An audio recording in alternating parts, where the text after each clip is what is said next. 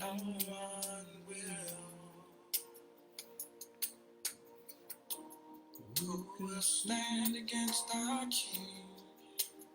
No one can. No one will. Oh,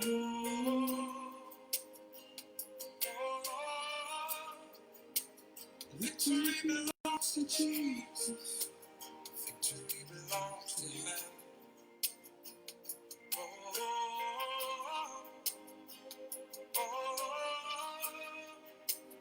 Victory belongs to Jesus. Victory belongs to Him. Who can stand? Who can stand against the Lord? No one can. No one will. Who can stand against the Lord? No one can. No one will. Hello, shalom Irene, God bless you. Shalom my sister Patience. Aujourd'hui on va le faire sur la page Patrick Djembe. C'est plus facile et on a plus d'options.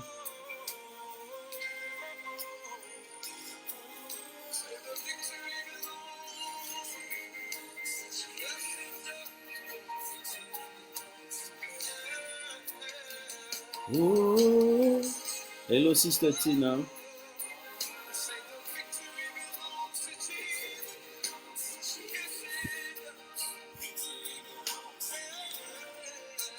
Il y a un monde après le déluge. Il y a un monde après le confinement. Get ready for that. Tina, ma soeur, content de te voir connecté. God bless you.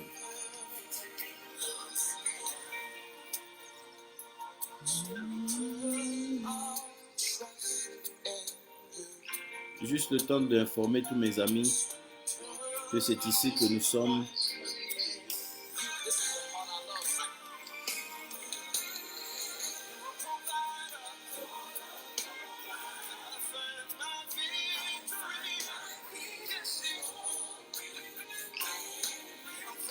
Le monde après le déconfinement. Les options que nous avons.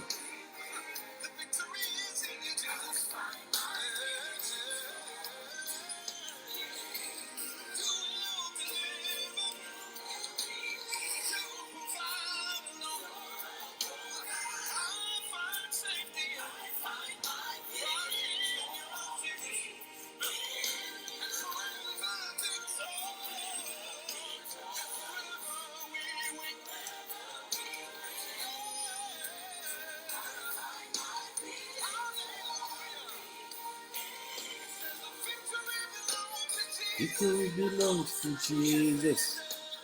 Victory belongs.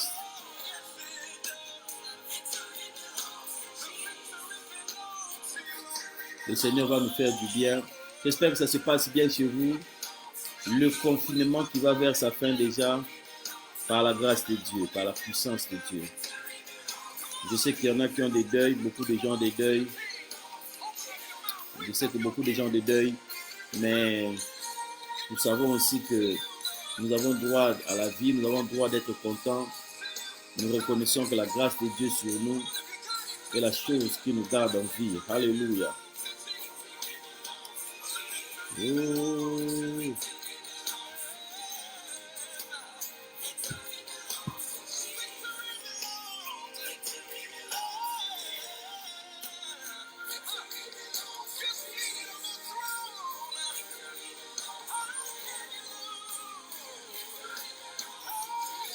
Shalom, shalom. Yeah, qui d'autre là?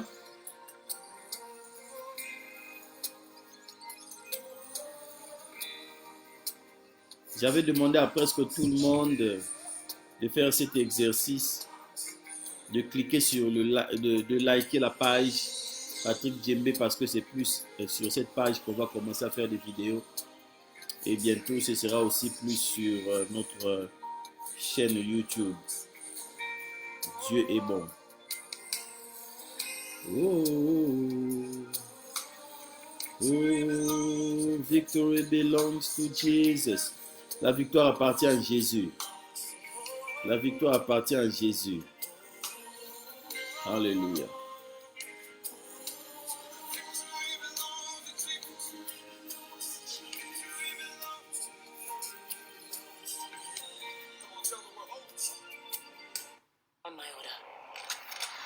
Alléluia. God is great.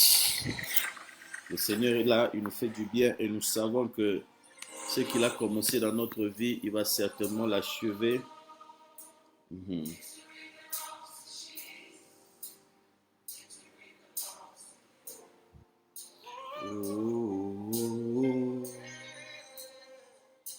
Le monde après le déconfinement. Partagez sur vos murs, partagez. Alléluia. Qu'est-ce qui va se passer demain? C'est très important que vous le sachiez. Quand vous ne savez pas, quand vous êtes sans la révélation, c'est normal que vous puissiez commettre des erreurs dans vos prières, dans vos réactions, quand on ne sait pas. Quelqu'un a dit quand on ne sait pas, on ne sait pas. On peut tout faire pour donner l'impression de savoir. Quand on ne sait pas, on ne sait pas. Hello, hello, qui d'autre est là? Shalom. Shalom. Nous sommes des enfants de Dieu. Nous devons nous saluer. Alléluia. Partage dans les groupes, dans les murs, dans ton mur et surtout dans les pages que tu gères.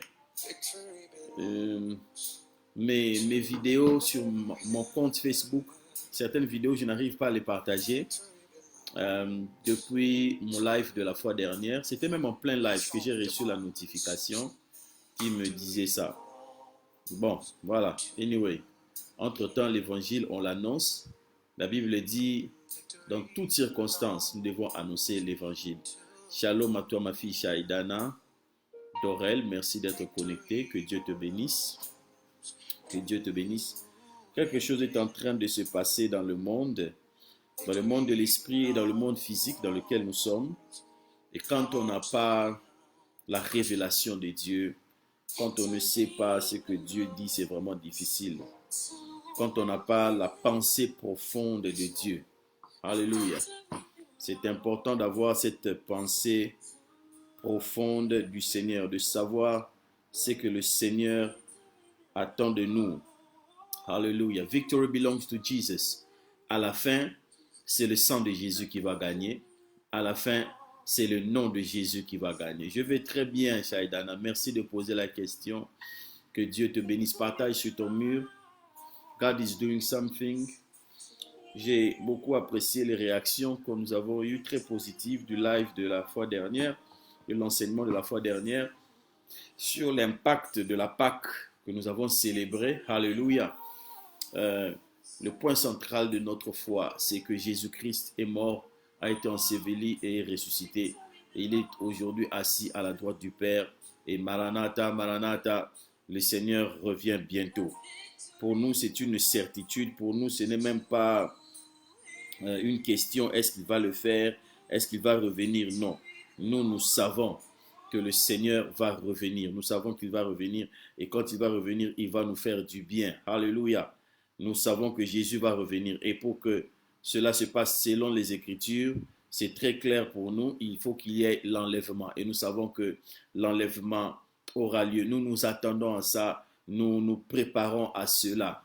Yes, non seulement nous croyons que l'enlèvement aura lieu, nous nous attendons à ça. Alléluia. Dieu est bon. Dieu est bon. Partage sur ton mur. On va tout à l'heure commencer. J'ai des choses que le Seigneur a déposées dans mon esprit de parler avec vous. Je sais que c'est un peu étrange pour beaucoup de gens qui sont habitués à me suivre sur mon compte personnel. Mais venez sur la page. C'est la nouvelle méthode. C'est la nouvelle adresse. C'est là où on va commencer à faire nos lives. Alléluia. God is good. Jésus est vivant. Jésus est vivant. Alléluia.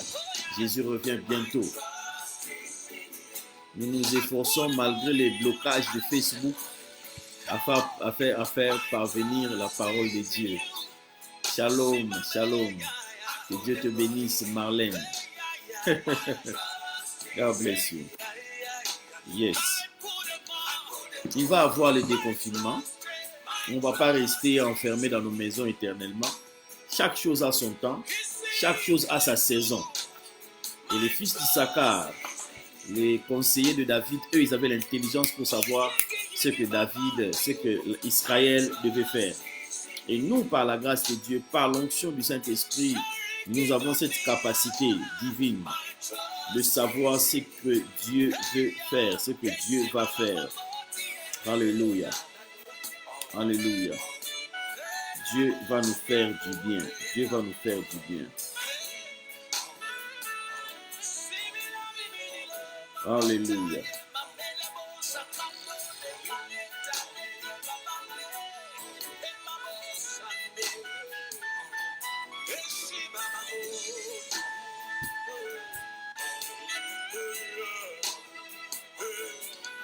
Le déconfinement.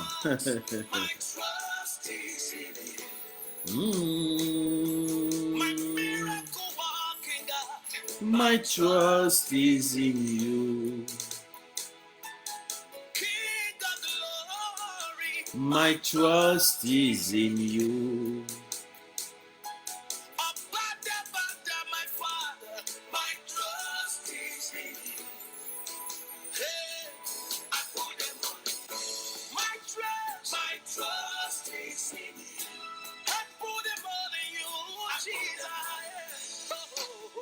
My trust is in you.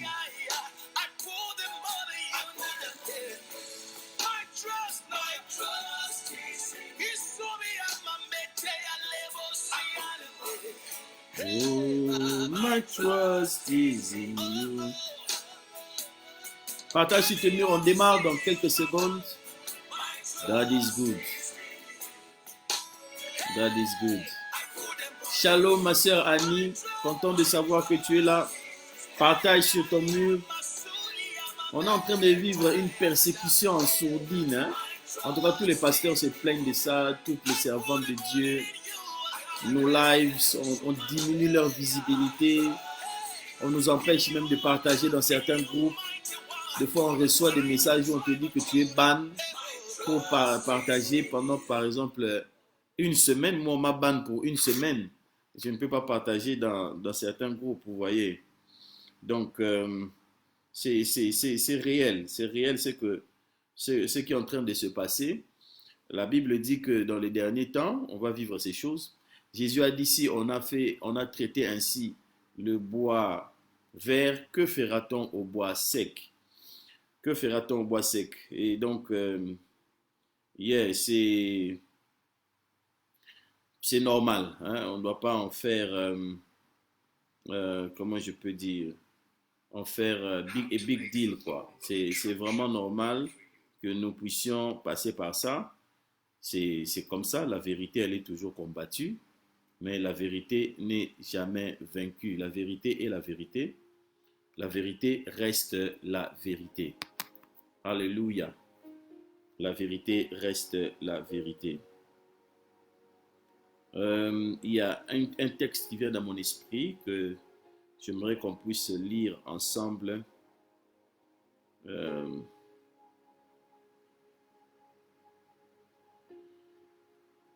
C'est...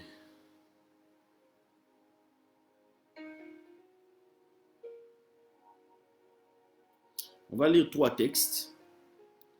Et puis on démarre par là. Moi, je préfère que tout soit fondé sur la parole. Shalom à ma grande sœur Gisèle. Merci de partager sur ton mur. Partage sur le mur. Partageons, cliquez les likes, mettez les cœurs, commentez, écrivez, donnez vie à ce moment pour que on ne puisse pas l'effacer. Voilà. Par la grâce de Dieu, nous sommes vivants. Nous sommes vivants par la grâce de Dieu. J'aimerais qu'on ait comme habitude de commencer d'abord par glorifier et remercier ces dieux-là qui nous a gardés en vie. J'aimerais que là où tu es, que nous puissions ensemble prier. Je ne sais pas si c'est possible pour toi, mais ça ne devait pas être impossible. Parce que même si ta bouche ne peut pas bouger, peut-être parce que tu es malade, mais ton cœur, quand il est ouvert à Dieu, tu peux t'adresser à Dieu. J'aimerais que tu sois reconnaissant. Il y a des gens qui sont morts, qui sont moins âgés que toi. Il y a des gens qui sont morts avec ce coronavirus et d'autres maladies, qui sont mieux que toi spirituellement et qui ont meilleur cœur que toi. Ce n'est pas parce que les gens sont mauvais qu'ils sont partis. Non, c'est la grâce de Dieu. La grâce de Dieu, son plan souverain, que l'être humain ne comprendra pas toujours à 100%. Mais il faut être reconnaissant. Il faut être reconnaissant à Dieu qui nous a gardés en vie, à Dieu qui t'a gardé en vie. Est-ce qu'on peut prier? Seigneur notre Dieu, nous venons devant toi, nous te disons merci. Merci pour le don de la vie. Oh, avoir l'être et le mouvement. Être capable de se lever, de marcher. Seigneur, merci pour ton ange qui nous garde. La Bible dit que lorsque nous sommes dans l'ombre du Tout-Puissant, nous avons la sécurité. Merci pour ta promesse. Tu as dit aucun malheur ne s'approchera de ta tente. Merci pour ta promesse. Tu as dit le malheur atteint souvent les justes, mais l'Éternel en délivre toujours. David a dit, apprends-nous à compter le nombre de jours que tu nous as donnés, afin que nous puissions appliquer notre cœur à la sagesse. Tout le monde entier est en deuil. Tout le monde entier est en deuil. Oh, c'est fort ce qui est en train de se passer. Mais Seigneur, par ta grâce, tu nous as gardés. Nous ne pouvons que te glorifier, nous ne pouvons que te remercier. Au nom de Jésus de Nazareth. Alléluia, alléluia. Au nom de Jésus de Nazareth. Merci Seigneur. Merci pour ton amour. Merci pour ta puissance. Merci pour ta grâce dans nos vies. Oh, merci Seigneur pour tes anges qui nous gardent. Oui Seigneur, nous recevons des témoignages puissants de ce que tu es en train de faire. Oui, on nous parle seulement des nombres de morts, des gens qui meurent par le coronavirus, le Covid-19, mais les gens ne parlent pas de ceux qui sont guéris. Ils ne parlent pas de ce que toi tu es en train de faire. C'est normal, le diable ne peut pas faire ta publicité. Mais nous voulons, Seigneur, ici, faire ta publicité devant ta présence, devant tes anges, et dire Alléluia, et dire Hosanna, et dire gloire à Dieu. Tu es puissant, tu es El Shaddai. Tu as un bras tellement puissant que tu es en train de tirer plusieurs personnes de la mort et du filet de l'oiseleur. Tu as dit, tu ne craindras point la peste qui marche pendant les ténèbres. Et tu ne craindras point la contagion qui frappe en plein midi. Que 1000 tombent à ta gauche ou 10 000 à ta droite, tu ne seras pas atteint. De tes yeux seulement tu verras la rétribution des méchants. Merci parce qu'il t'a plu de nous garder en vie. Alléluia. Nous sommes de cette génération que tu as gardé en vie. Amen, amen, amen, amen, amen. Oh, alléluia. God is good, God is good. Dieu est en train de faire des choses ces jours-ci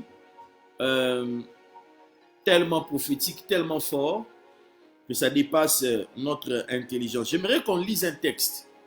Il est dans Jérémie chapitre 7, 31 à 33. Je vais essayer de l'écrire. Je vais essayer de l'écrire. Jérémie 7, 31 à 33.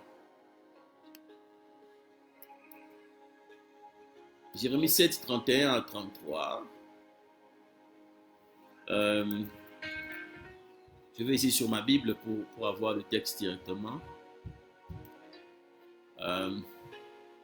Jérémie.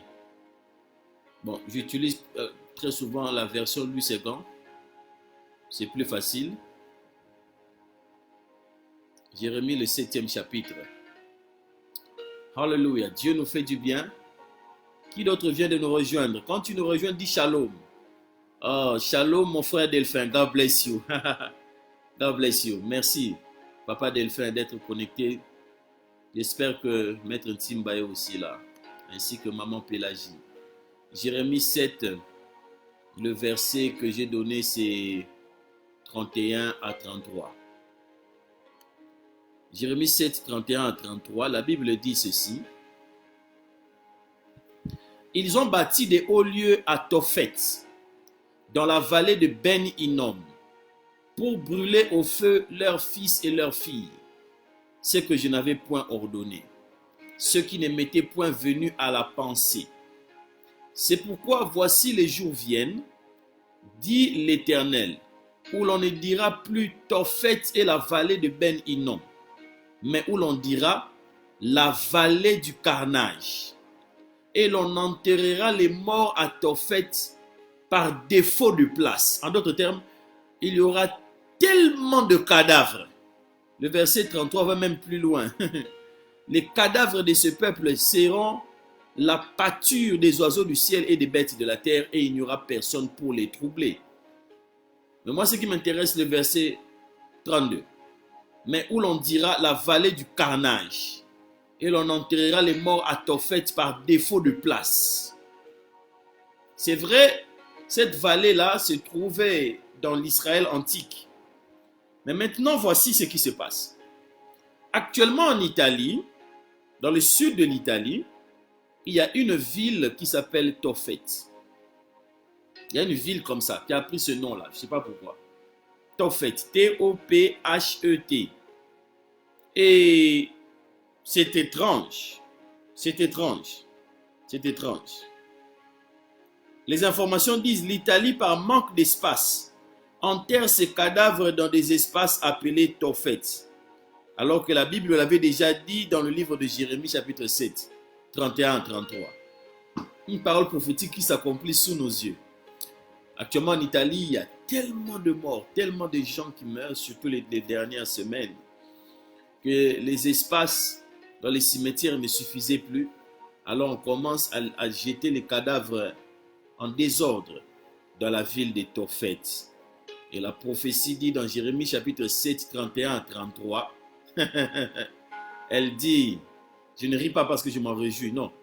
Elle dit que c'est ce qui va arriver. Elle a dit que c'est ce qui va arriver. Le prophète Jérémie, un prophète terrible, terrible, terrible. Il a dit des choses très fortes. Et là, je suis en train de prendre en même temps un deuxième texte qu'il a dit pour pouvoir faire ce que j'appelle mettre les murs de ce que je veux dire.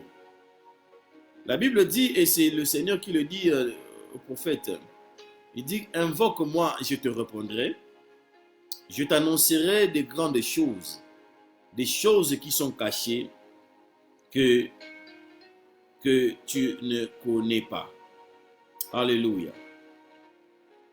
On va prendre Jérémie chapitre 28, le verset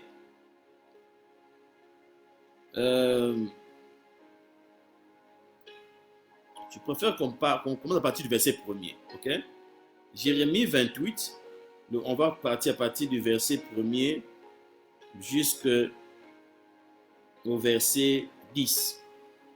Jérémie 28, 1 à 10. Je l'écris ici pour vous. Jérémie 28, 1 à 10. Donc déjà là, le texte que j'ai donné de Jérémie 7, 31 à 33, c'est juste vous montrer l'accomplissement de ce que le Seigneur a dit. Dieu ne ment pas. Et Dieu ne mentira jamais. Il n'y a pas en lui-même d'inclinaison ou de tendance pour mentir. Dieu n'est pas un menteur. Il ne mentira jamais. Ce qu'il dit est la vérité. Et sa vérité est valable pour l'éternité, pour nous. Alléluia. Voilà. Dans le texte qu'on va lire tout à l'heure, je vais essayer d'élever votre niveau de discernement. Parce qu'il y a beaucoup de choses que les gens racontent qui ne sont pas ce que le ciel raconte concernant ce qui va arriver dans les semaines, les jours à venir. Jérémie chapitre 28, à partir du verset 1er, la Bible dit ceci, je fais la lecture. Dans la même année, au commencement du règne de Sédécias, roi de Juda, le 5e mois de la 4e année, Anania, fils d'Azur, prophète de Gabaon, me dit dans la maison de l'Éternel en présence des sacrificateurs et de tout le peuple. Donc il y a un prophète qui s'appelait Hanania, donc ce n'est pas un faux prophète, c'est un vrai. Ok? C'est un vrai prophète qui était reconnu dans le peuple. Il est venu voir Jérémie qui était dans le temple. À l'époque, Jérémie portait un joug, donc un sac, pour montrer aux enfants d'Israël que bientôt vous serez transportés comme esclaves en Babylone et vous allez porter le joug du roi de Babylone sur vous. Répentez-vous, sinon c'est ce qui va vous arriver. Donc voilà, c'est juste pour que vous ayez le contexte. Et ce prophète-là s'approche, donc le prophète Hanania, fils d'Azur, prophète de Gabaon, il s'approche devant le prophète Jérémie. Il lui dit ceci. Ainsi parle l'Éternel des armées, le Dieu d'Israël. Je brise le joug du roi de Babylone. Encore 2 années. Donc il dit dans 2 ans. Je fais revenir dans ces lieux tous les ustensiles de la maison de l'Éternel que Nebuchadnezzar, roi de Babylone, a enlevés de ces lieux et qu'il a emporté à Babylone. Et je ferai revenir dans ces lieux, dit l'Éternel, Djekonia, on appelle dans d'autres textes Yehoyakim, fils de Joachim, roi de Juda, et tous les captifs de Juda qui sont allés à Babylone, car je briserai le joug du roi de Babylone. Jérémie le prophète répondit à Anania le prophète en présence des sacrificateurs et de tous les peuples qui se tenaient dans la maison de l'Éternel. Parce qu'il ne faut pas oublier que Jérémie à la base, c'était d'abord un sacrificateur. Mais les gens de prophètes qui naissent prophètes. Donc, c'était un sacrificateur par fonction parce qu'il était lévite, mais il est né prophète. J'enseignerai un jour sur ça. Il y a des gens qui naissent prophètes et il y a des gens qui deviennent prophètes. C'est vraiment différent. C'est vraiment différent. J'enseignerai un jour en profondeur sur ça. Pour que vous compreniez. Voilà. Alors, Jérémie lui dit ceci. Le verset 5, c'est ce qui m'importe. Jérémie le prophète répondait à Anania le prophète en présence des sacrificateurs et de tous les peuples qui se tenaient dans la maison de l'Éternel. Jérémie le prophète dit, Amen. Que l'Éternel fasse ainsi, que l'Éternel accomplisse les paroles que tu as prophétisées, et qu'il fasse revenir de Babylone en ces lieux les ustensiles de la maison de l'Éternel et tous les captifs. Seulement, écoute cette parole que je prononce à tes oreilles et aux oreilles de tout le peuple. Les prophètes qui ont paru avant moi et avant toi, dès les temps anciens, ont prophétisé contre des royaumes puissants et des grands royaumes, la guerre, le malheur et la peste. Mais si un prophète prophétise la paix, c'est par l'accomplissement de ce qu'il prophétise qu'il sera reconnu comme véritablement envoyé par l'Éternel. La suite, vous pouvez continuer. Donc c'est un serviteur de Dieu, un vrai prophète, qui est venu avec une prophétie en disant que le roi qu'on avait déporté à l'époque, qu'on appelait Yehoyakim, c'est le roi qui avait brûlé les livres que Jérémie avait écrits, quand le Seigneur avait dit à Jérémie, écris toutes les prophéties que je t'ai données. Et puis il a brûlé cela, et il a fait arrêter Jérémie, il l'a mis dans un trou. Plus tard, ce roi sera déporté. C'est d'ailleurs à ce roi-là que Jérémie dira, parce que tu as brûlé les paroles de l'Éternel, tu as brûlé les écrits des paroles de l'Éternel, donc la prophétie, aucun de tes enfants ne pourra s'asseoir sur le trône. Alors que ce roi-là était descendant de David, descendant de Salomon, descendant de Roboam, et que Dieu avait dit dans Psaume 89 que la descendance de David sera toujours assise sur le trône. Mais Jérémie va maudire ce roi. Il va lui dire, ainsi parle le Seigneur, parce que tu m'as mis en prison et tu as brûlé la parole de l'Éternel, voici ce qui va t'arriver, aucun de tes fils ne pourra s'asseoir sur le trône. Ça pose un problème, parce que Dieu a dit que la descendance de David sera toujours sur le trône. Ça pose un problème. Et quand le roi de Nebuchadnezzar sort, le roi de Babylone est venu, il a pris ce roi-là, il l'a emmené, et il a mis à sa place son oncle. D'autres textes disent son neveu. Il y a toujours des débats avec les théologiens sur ça. Mais à partir de là, il n'y a plus eu un fils de David sur le trône. C'est comme cela que l'ange dit à Marie, et si tu peux faire le lien, je te salue, toi à qui la grâce a été faite. Jésus ne pouvait pas naître physiquement de la lignée de David, de la lignée de Joseph, parce que prophétiquement, ça posait un problème. Il y avait une malédiction qui avait été prononcée par le prophète Jérémie. Et cette grâce-là est passée dans la lignée de Marie. Et le Seigneur a dit, l'enfant va emmener le salut en Israël, mais surtout, le Seigneur, l'ange est allé voir comment s'appelle Joseph pour lui dire, cet enfant est l'héritier du trône de David, ton père. C'est au travers de toi qu'il va réclamer ce royaume, ce droit au royaume. Voilà. Donc le prophète Jérémie est un prophète, vraiment, il n'y a pas de débat là-dessus, c'est un vrai prophète de Dieu, il a dit des choses qui se sont accomplies. Mais le prophète Hanania, dont on parle dans le texte, est venu troubler les gens. En fait, à un moment donné, on a tendance, quand on n'écoute pas la voix de Dieu, quand je dis je parle de tous les gens qui prophétisent dans des églises, qui prient, qui sont sincères, de vouloir apaiser la souffrance des gens et de leur dire ce qu'ils ont envie d'entendre. Et ça arrive, c'est comme ça que une personne peut être vraiment ointe du Seigneur, avoir vraiment l'onction de Dieu, être vraiment prophète de Dieu comme dans ce cas. Même Balaam dans la Bible, c'était un vrai prophète de Dieu. Yeah, c'était un vrai. Balaam n'est pas un faux prophète. Balaam était un vrai prophète de Dieu qui s'est égaré. C'était un vrai prophète de Dieu. Jonas est un vrai prophète de Dieu. Quand il y avait la tempête, Jonas dormait. Jonas savait que c'était le Seigneur qui le cherchait. Donc, c'était des gens initiés aux choses de Dieu. Partagez sur vos murs, commentez, écrivez. God bless you, Annie. Je viens de voir que tu viens d'écrire. I can't wait for that teaching. God bless you. Salut Aziza Maya. God bless you. Je ne sais pas où tu es, à Pointe-Noire ou à Paris, mais wherever you are, God bless you. Partagez sur vos murs. Donc, on peut avoir l'esprit de Dieu et prophétiser des choses qui ne viennent pas de Dieu. C'est ce qui a été ce cas avec le prophète là.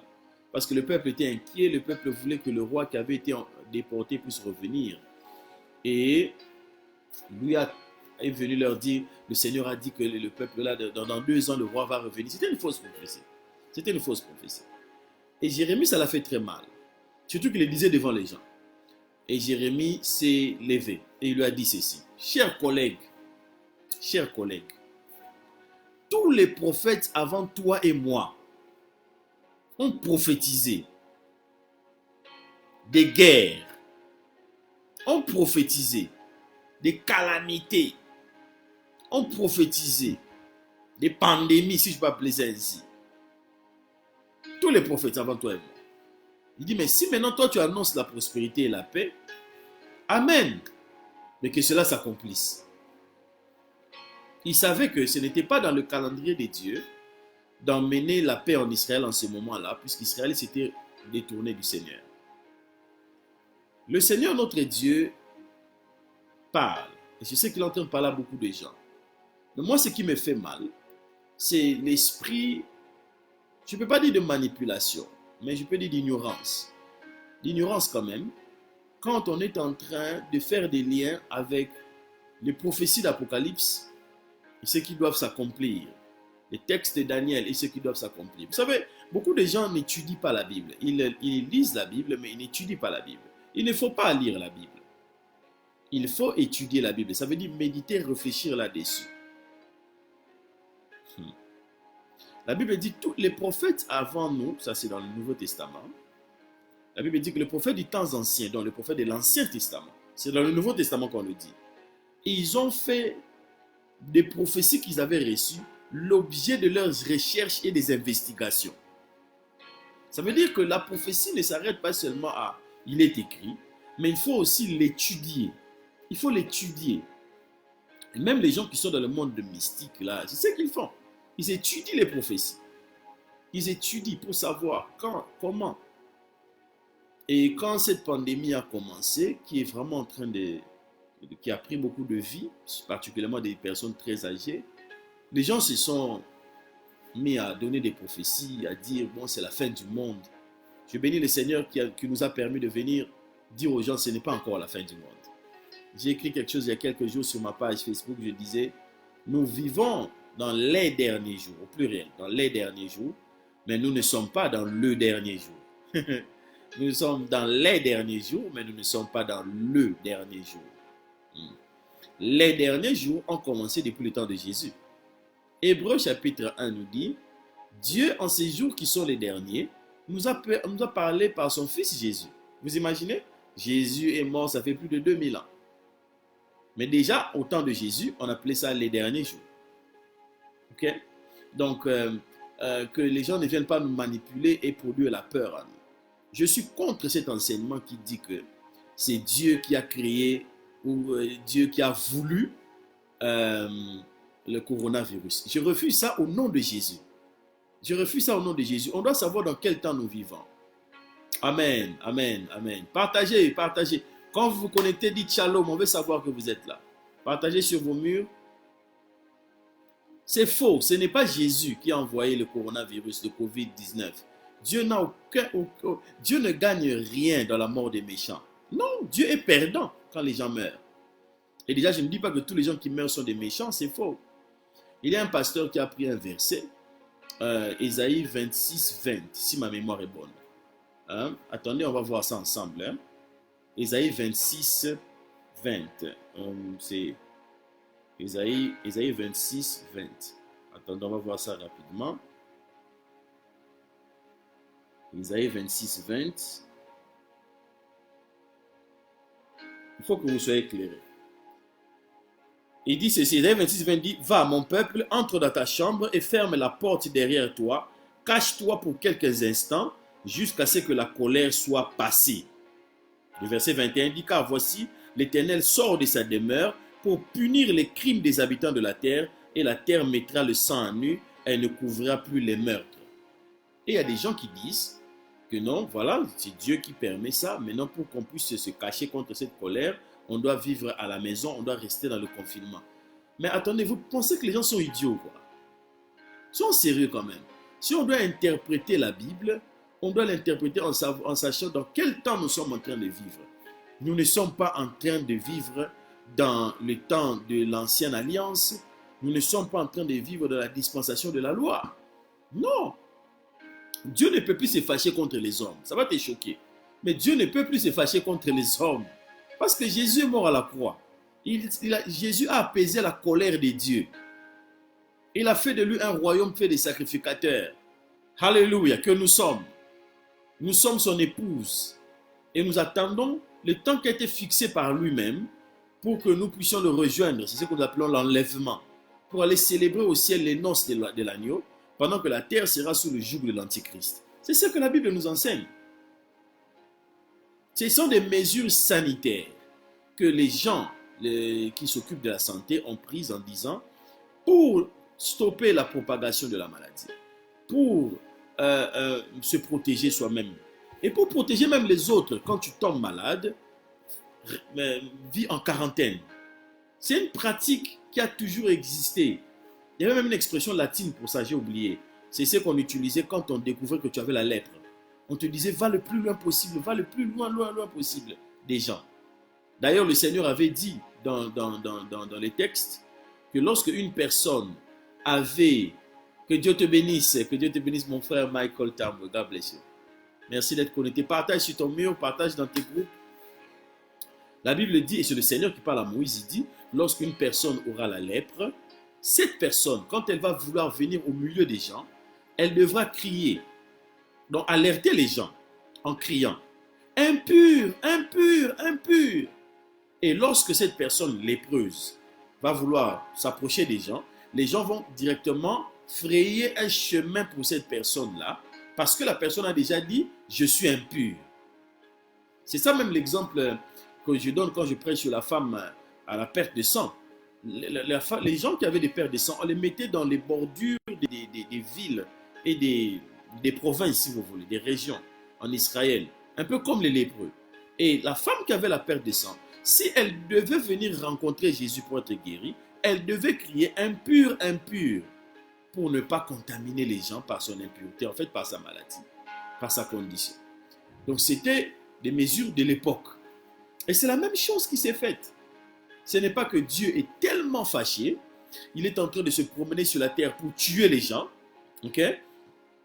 Et puis maintenant, Dieu demande que toi, tu puisses rester dans ta maison, comme ça, tu ne vas pas mourir. Mais il y a des gens qui sont morts en étant dans le confinement. Maintenant, on dit quoi d'eux? On dit quoi de ces gens chrétiens qui sont morts en étant dans le confinement, qui ne sont pas sortis, mais qui sont morts? Il y en a, il y a des cas comme ça. Il y a des cas comme ça, puisque le monde n'a pas encore fini d'étudier ce virus-là. Donc finalement, les enseignants, les pasteurs, les prophètes, les apôtres, tous ces gens qui prêchent, ils ne sont pas mauvais, non. Moi, je soutiens tout homme de Dieu. Il ne faut même pas entrer dans cette polémique-là. Mais nous devons exercer notre jugement, notre jugeote et le discernement du Saint-Esprit quand on est en train d'utiliser la Bible pour parler aux gens. Non, Ésaïe 26, verset 20 ne s'applique pas au coronavirus parce que ce n'est pas Dieu qui est en train de se promener sur la terre pour punir les crimes qu'il y a sur la terre. Il y a des hommes de Dieu puissants qui sont morts dans le coronavirus. C'est Dieu qui les punit. Il y a des chrétiens, des sœurs que je connais qui craignent le Seigneur, mais qui sont partis et qui nous ont précédés auprès du Seigneur. C'est Dieu qui est venu punir leurs crimes. Ils ont commis quel crime? Arrêtez ces bêtises-là. Arrêtez ça. Sortez de la bêtise, sortez des sottises. Et quand quelqu'un vous dit ça, si c'est peut-être sur Internet comme je le fais, vous n'avez pas le moyen peut-être de répondre, à part faire un commentaire. Mais si c'est en face de vous, si c'est au téléphone, dites-lui non. C'est faux. Refusez ça. C'est une œuvre du diable, le diabolos, l'accusateur. Et il nous accuse auprès de Dieu, mais quand il finit ça, il vient accuser Dieu auprès de nous. Et il nous dit, vous savez, vous souffrez parce que Dieu ne vous aime pas. Vous souffrez parce que votre Dieu est un Dieu colérique. C'est un Dieu qui est fâché. Ces jours-ci, les gens sont en train de dire pas mal de choses qui ne sont pas la vérité. Ce n'est pas la vérité. Ce n'est qu'une saison, elle va passer. Si quelqu'un m'a dit, bon, le monde ne sera plus comme il était avant, je suis d'accord avec vous. Mais même si le monde ne sera plus comme il était avant, ça veut dire notre mode de vie, c'est ça. Si ce que tu dis, c'est notre mode de vie, oui, notre mode de vie ne sera plus comme il était avant. Mais si ce que tu dis, c'est que le monde en soi va changer, non, le monde ne va pas changer. La lune sera toujours à sa place, le soleil sera toujours à sa place, les étoiles vont toujours apparaître à la nuit. Oui, l'Afrique aura toujours la taille qu'elle a, l'Europe aussi, les océans seront toujours là, les anges seront toujours là. Le diable aussi va toujours rester ce qu'il est jusqu'à ce qu'il soit enchaîné. Donc, non, le monde va rester le même. La Bible dit, une génération vient et une autre s'en va, et la terre subsiste toujours. Nous avons l'impression de penser que nous sommes éternels et c'est nous qui décidons ce que le monde est. Non, ce n'est pas nous. Ce monde a été créé par quelqu'un. Nous l'appelons l'Éternel, El Shaddai, Elohim, le Dieu créateur. Le Dieu qui fait que les choses existent. C'est celui-là. C'est lui qui a la dernière parole sur ce monde. Amen, amen. Donc, enlevons ça de nos esprits. Alléluia, enlevons ça de nos esprits. C'est Satan qui est en train de se battre, qui veut détruire la vie des hommes. C'est Satan qui veut détruire la vie des hommes. Et donc, le confinement, ce n'est pas Dieu qui s'est levé comme ça, qui dit, bon, maintenant, confinons. Je vois un pasteur avec qui on a même échangé. Je lui ai dit, mon ami, il faut arrêter de dire aux gens que le confinement vient de Dieu. Donc, je vais vous démontrer que ce confinement ne vient pas de Dieu. Non, non. La Bible dit, un homme s'aiguise au contact d'un autre homme. Vous voyez, à l'instant où je suis en train de vous parler, vous êtes au contact avec moi. Vous êtes au contact avec moi, je suis en contact avec vous. La Bible dit, un homme s'aiguise au contact d'un autre homme. Dieu a fait le monde de telle sorte que la monnaie qu'il utilise pour faire les choses qu'il doit faire, ce sont les relations. On doit être en contact avec les gens, on doit se voir pour pouvoir bien fonctionner et avancer. Salut à ma soeur Chetou, que Dieu te bénisse. On ne peut pas avancer sans être en contact. Alors ces gens qui enseignent que le confinement, c'est Dieu qui veut qu'on soit confiné. Bon, j'ai vu le cri là que beaucoup de gens ont, je le soutiens. Confiné pour prier, c'est bien. Ça permet de positiver le confinement. Ok? Ça permet de positiver le confinement, c'est bien. Ça permet de garder la tête bien, quoi, pendant le confinement. Mais la vérité, c'est que ce confinement est l'œuvre de Satan. C'est l'œuvre de Satan. Je peux te le démontrer. Même sur le plan santé, tu es à la maison, tu ne fais rien. La plupart des gens ne travaillent plus. Ce n'est pas tout le monde qui travaille qui fait le télétravail. Parce que les gens qui font des boulots de manutention, quel télétravail il va faire? Ce n'est pas tout le monde qui peut faire le télétravail. Et le télétravail, tu le fais dans quelles conditions? Tu as ta cuisine qui est à côté, tu as les enfants qui sont à côté, tu le fais comment? Pendant que tu manges et que tu dors beaucoup, tu te reposes beaucoup, tu es tout le temps assis. Mais tu es en train de t'engraisser, tu es en train de te tuer. Ok? Bon, peut-être que toi tu peux jeûner, oui, tu jeûnes pour combien de temps? Pour combien de jours? Non, l'être humain a été créé pour être en mouvement. Eretz, le mot terre en hébreu, c'est Eretz, qui veut dire en mouvement, qui bouge tout le temps, qui change tout le temps. On n'est pas dans ce monde pour rester statique. Le confinement là, non, c'est pas une stratégie divine, hein? Non, non, non, non, non, non, non. Moi je ne crois pas en ça.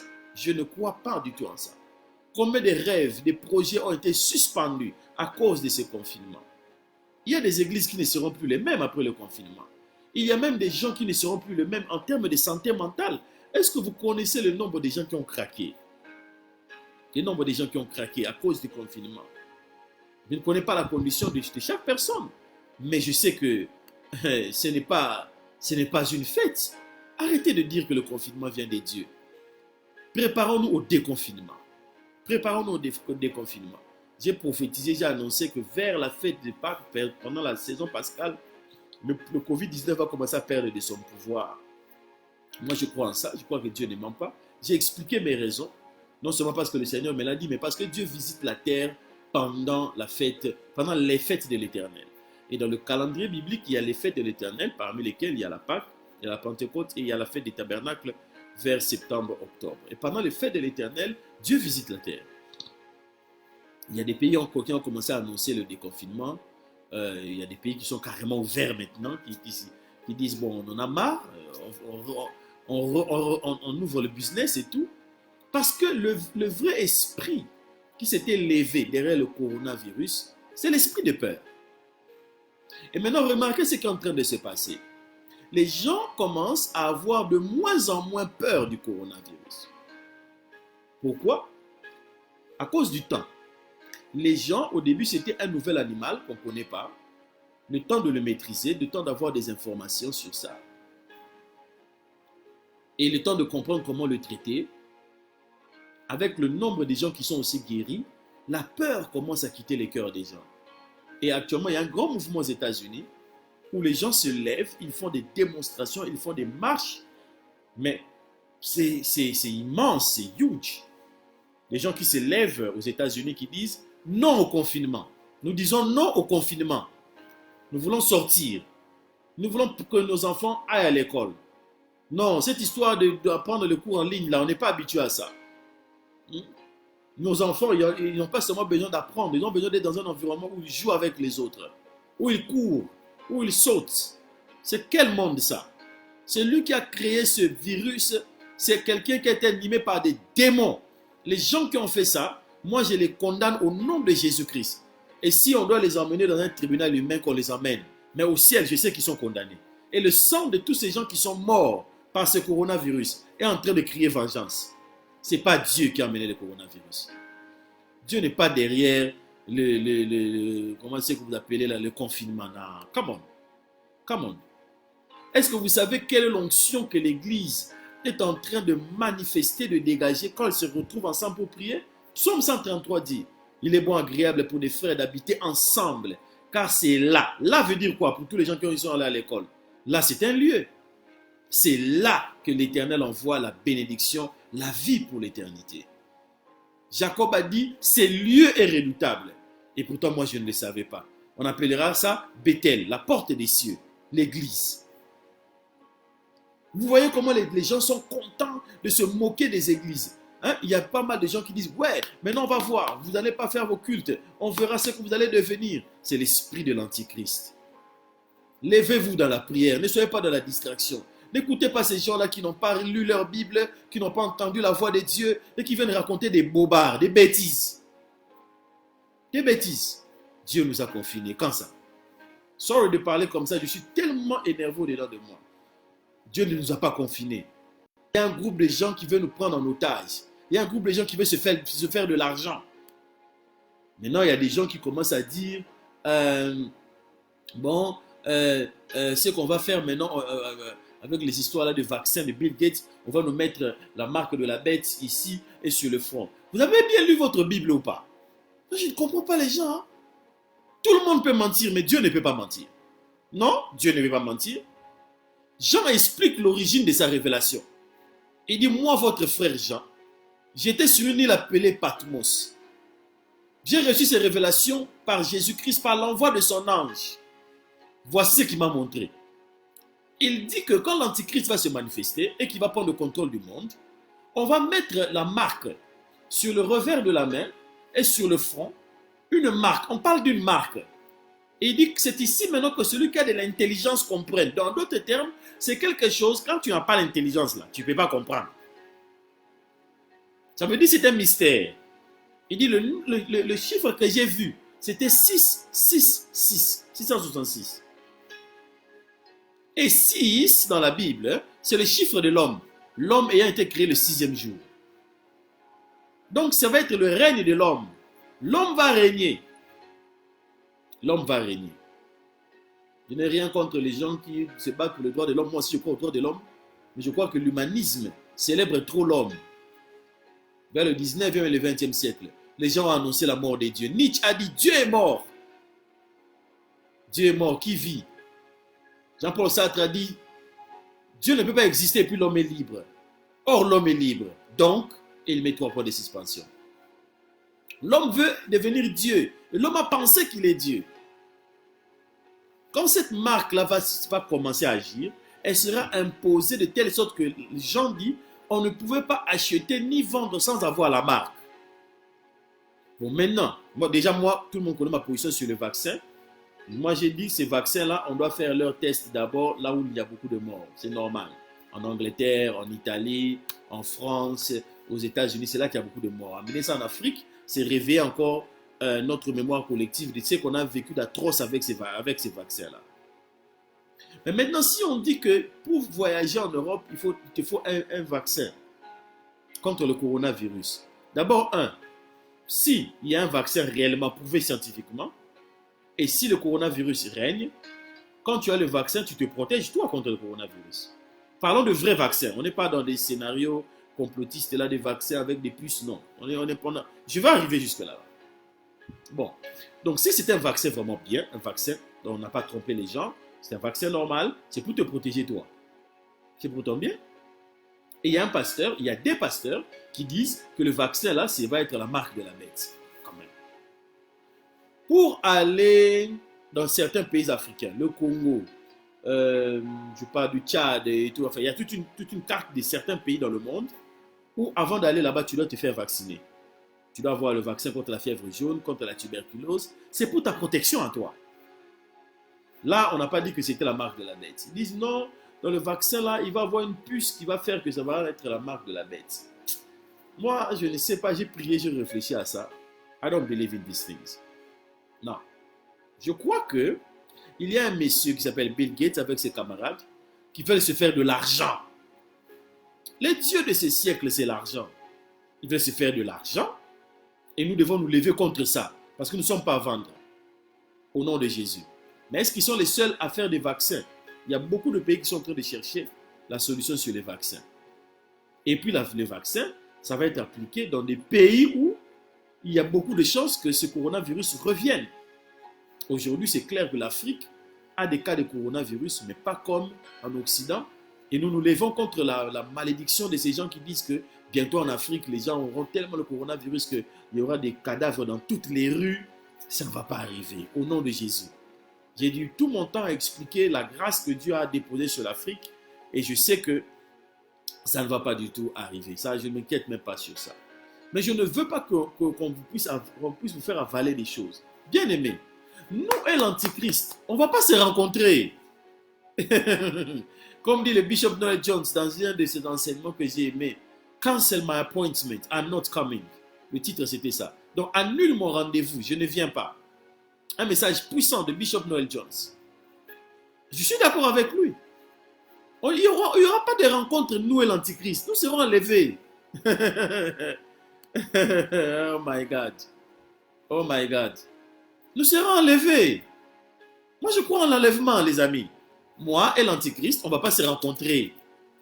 On ne va pas se rencontrer. La période, selon Jean, notre frère Jean, la période où la marque va devenir obligatoire. La marque peut même déjà être là, mais elle ne va pas devenir obligatoire.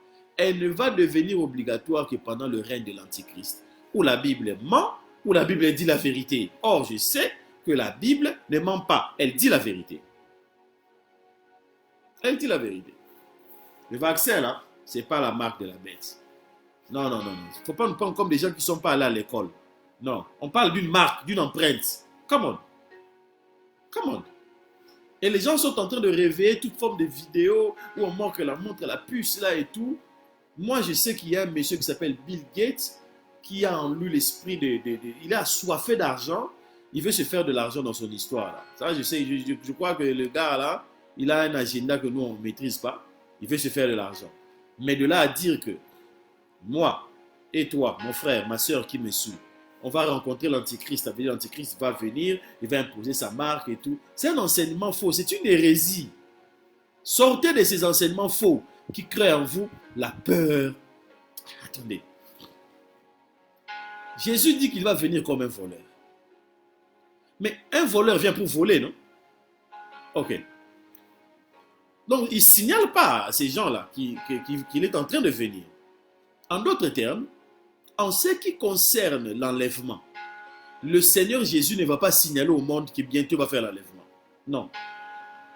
La Bible dit que comme en un clin d'œil, au son de la trompette, les morts en Christ ressusciteront et nous les vivants, pouf, nous allons partir.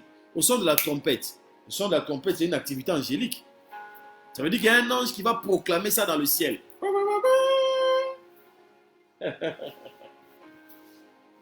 Et quand cet ange-là va proclamer ça, sorry, c'est quelque chose. Le ciel va s'ouvrir. Le Seigneur va venir. On va le rencontrer dans les airs et nous partirons avec lui. Et nous allons revenir après pour détruire l'antichrist, le faux prophète, et le diable sera enchaîné. Et nous allons régner sur la terre pendant 1000 ans. C'est ça qu'on appelle le règne de 1000 ans. Pendant notre absence, l'antichrist va régner. Il va imposer la marque de la bête. Il va faire toutes ces conneries-là qu'on est en train de nous présenter, qui font peur aux gens. Non, l'épouse du Seigneur sera enlevée. Est-ce que quelqu'un peut dire je serai enlevé? Ou bien tu es sauvé, mais tu n'es pas sauvé? Écrit ici, je crois que moi je serai enlevé. Cancel my appointment. I'm not coming. Annule mon rendez-vous avec l'Antichrist. Il n'aura pas lieu. Moi et l'Antichrist, on ne va pas se rencontrer. Oh, God bless you, man of God, pasteur Djembo Edson, qui est basé à Reims. Que Dieu te bénisse. Salut tout le monde. Partage sur ton mur. Je ne vois pas les mayabelles là. Mets-les tous. Alléluia. Yeah. Il n'y aura pas de rendez-vous. Il n'y a pas de. Enfin, si on vous prépare un rendez-vous avec l'Antichrist, bon, ça c'est vous. Moi, je ne crois pas en ça. Non, ça n'aura pas lieu. Ça n'aura pas lieu. Je serai enlevé. Tu seras enlevé.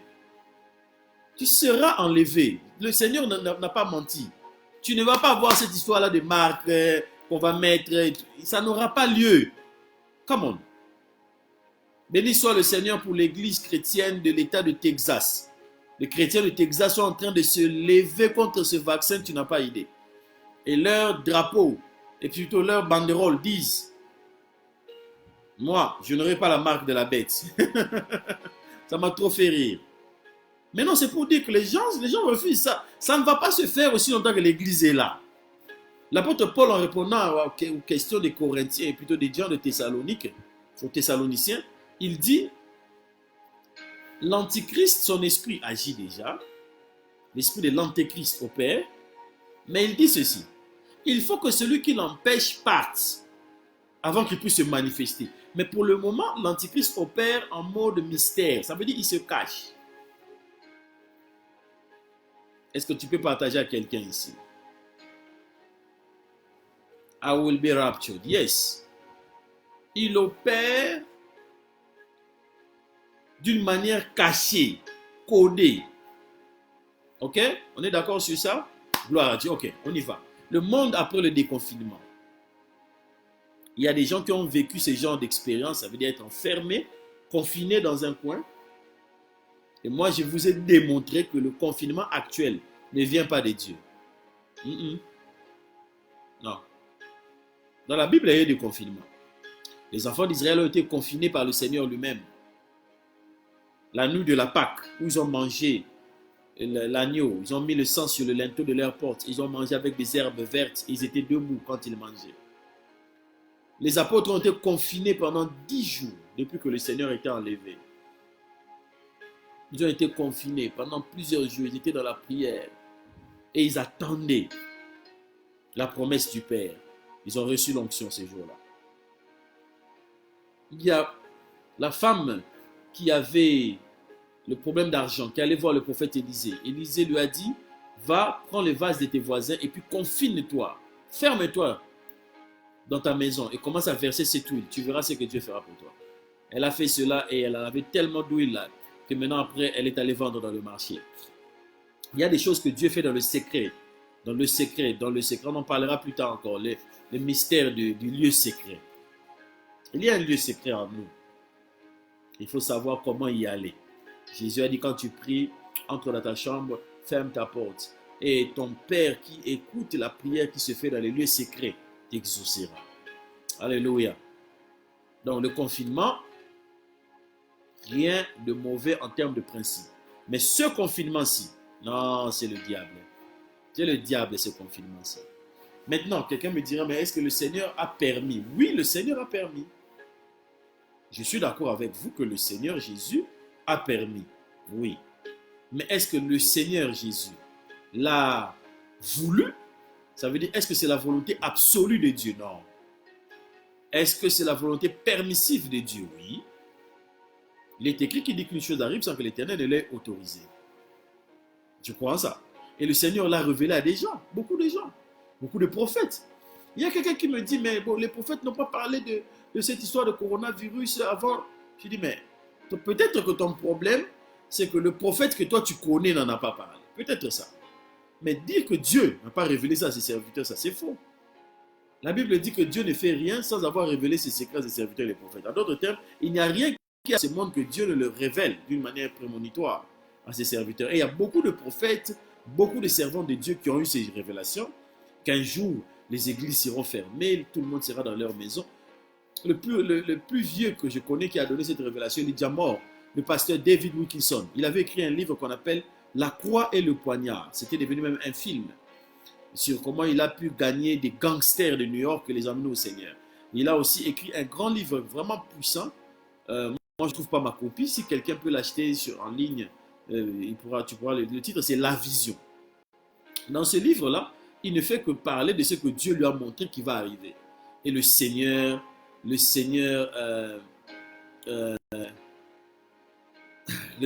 a commencé à lui montrer ce qui va arriver à New York.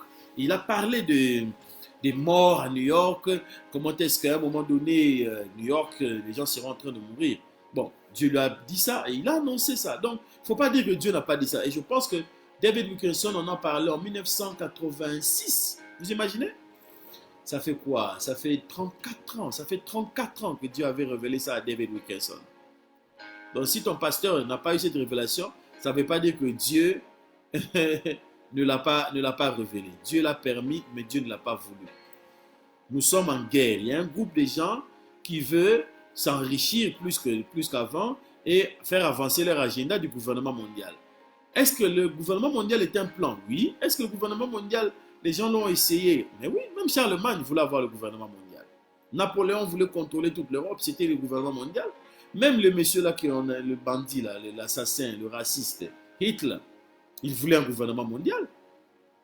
Est-ce qu'il y a des gens qui ont toujours voulu un gouvernement mondial? Il y en a toujours eu et il y en aura toujours. La prophétie dit qu'un jour, le monde entier sera dirigé par un gouvernement mondial. Donc cet agenda-là va toujours avancer. Mais sortez de ces croyances comme quoi Dieu depuis le ciel a dit, allez, confinement, Dieu depuis le ciel a envoyé le coronavirus. Non, come on. Ça c'est quelque chose qui vient vraiment des profondeurs de la terre, des esprits puissants géants qui sont sortis pour pouvoir détruire l'humanité. Et nous nous lèvons par la prière. Je bénis Dieu pour vos prières. Maintenant, dans le confinement, il y a une manière de se comporter et nous, pour nous, enfants de Dieu, c'est en étant dans la présence de Dieu, en étant loin de la distraction, parce que c'est une opportunité de prier. La Bible dit dans le livre d'Osée, je l'emmènerai dans un lieu désert et là je parlerai à son cœur. Mais combien de gens utilisent ce confinement pour prier? Combien de gens utilisent ce confinement pour prier? Très peu. Vous savez pourquoi? Parce que le confinement que nous avons stresse les gens. Les gens sont stressés. Il y en a qui disent, mais pendant ce confinement, il faut apprendre un nouveau métier, il faut... J'en dis plein de trucs. Mais comment tu vas le faire alors que ta tête n'est pas bien? Ton cœur est angoissé. Beaucoup de gens sont angoissés. Peut-être que ce n'est pas ton cas ou mon cas. Mais il y a des gens qui ne savent même pas. Bon, après ce confinement, qu'est-ce que je deviens? Il y en a qui ont des problèmes de santé et qui ne savent pas, passez-moi l'expression française, à quel saint se vouer.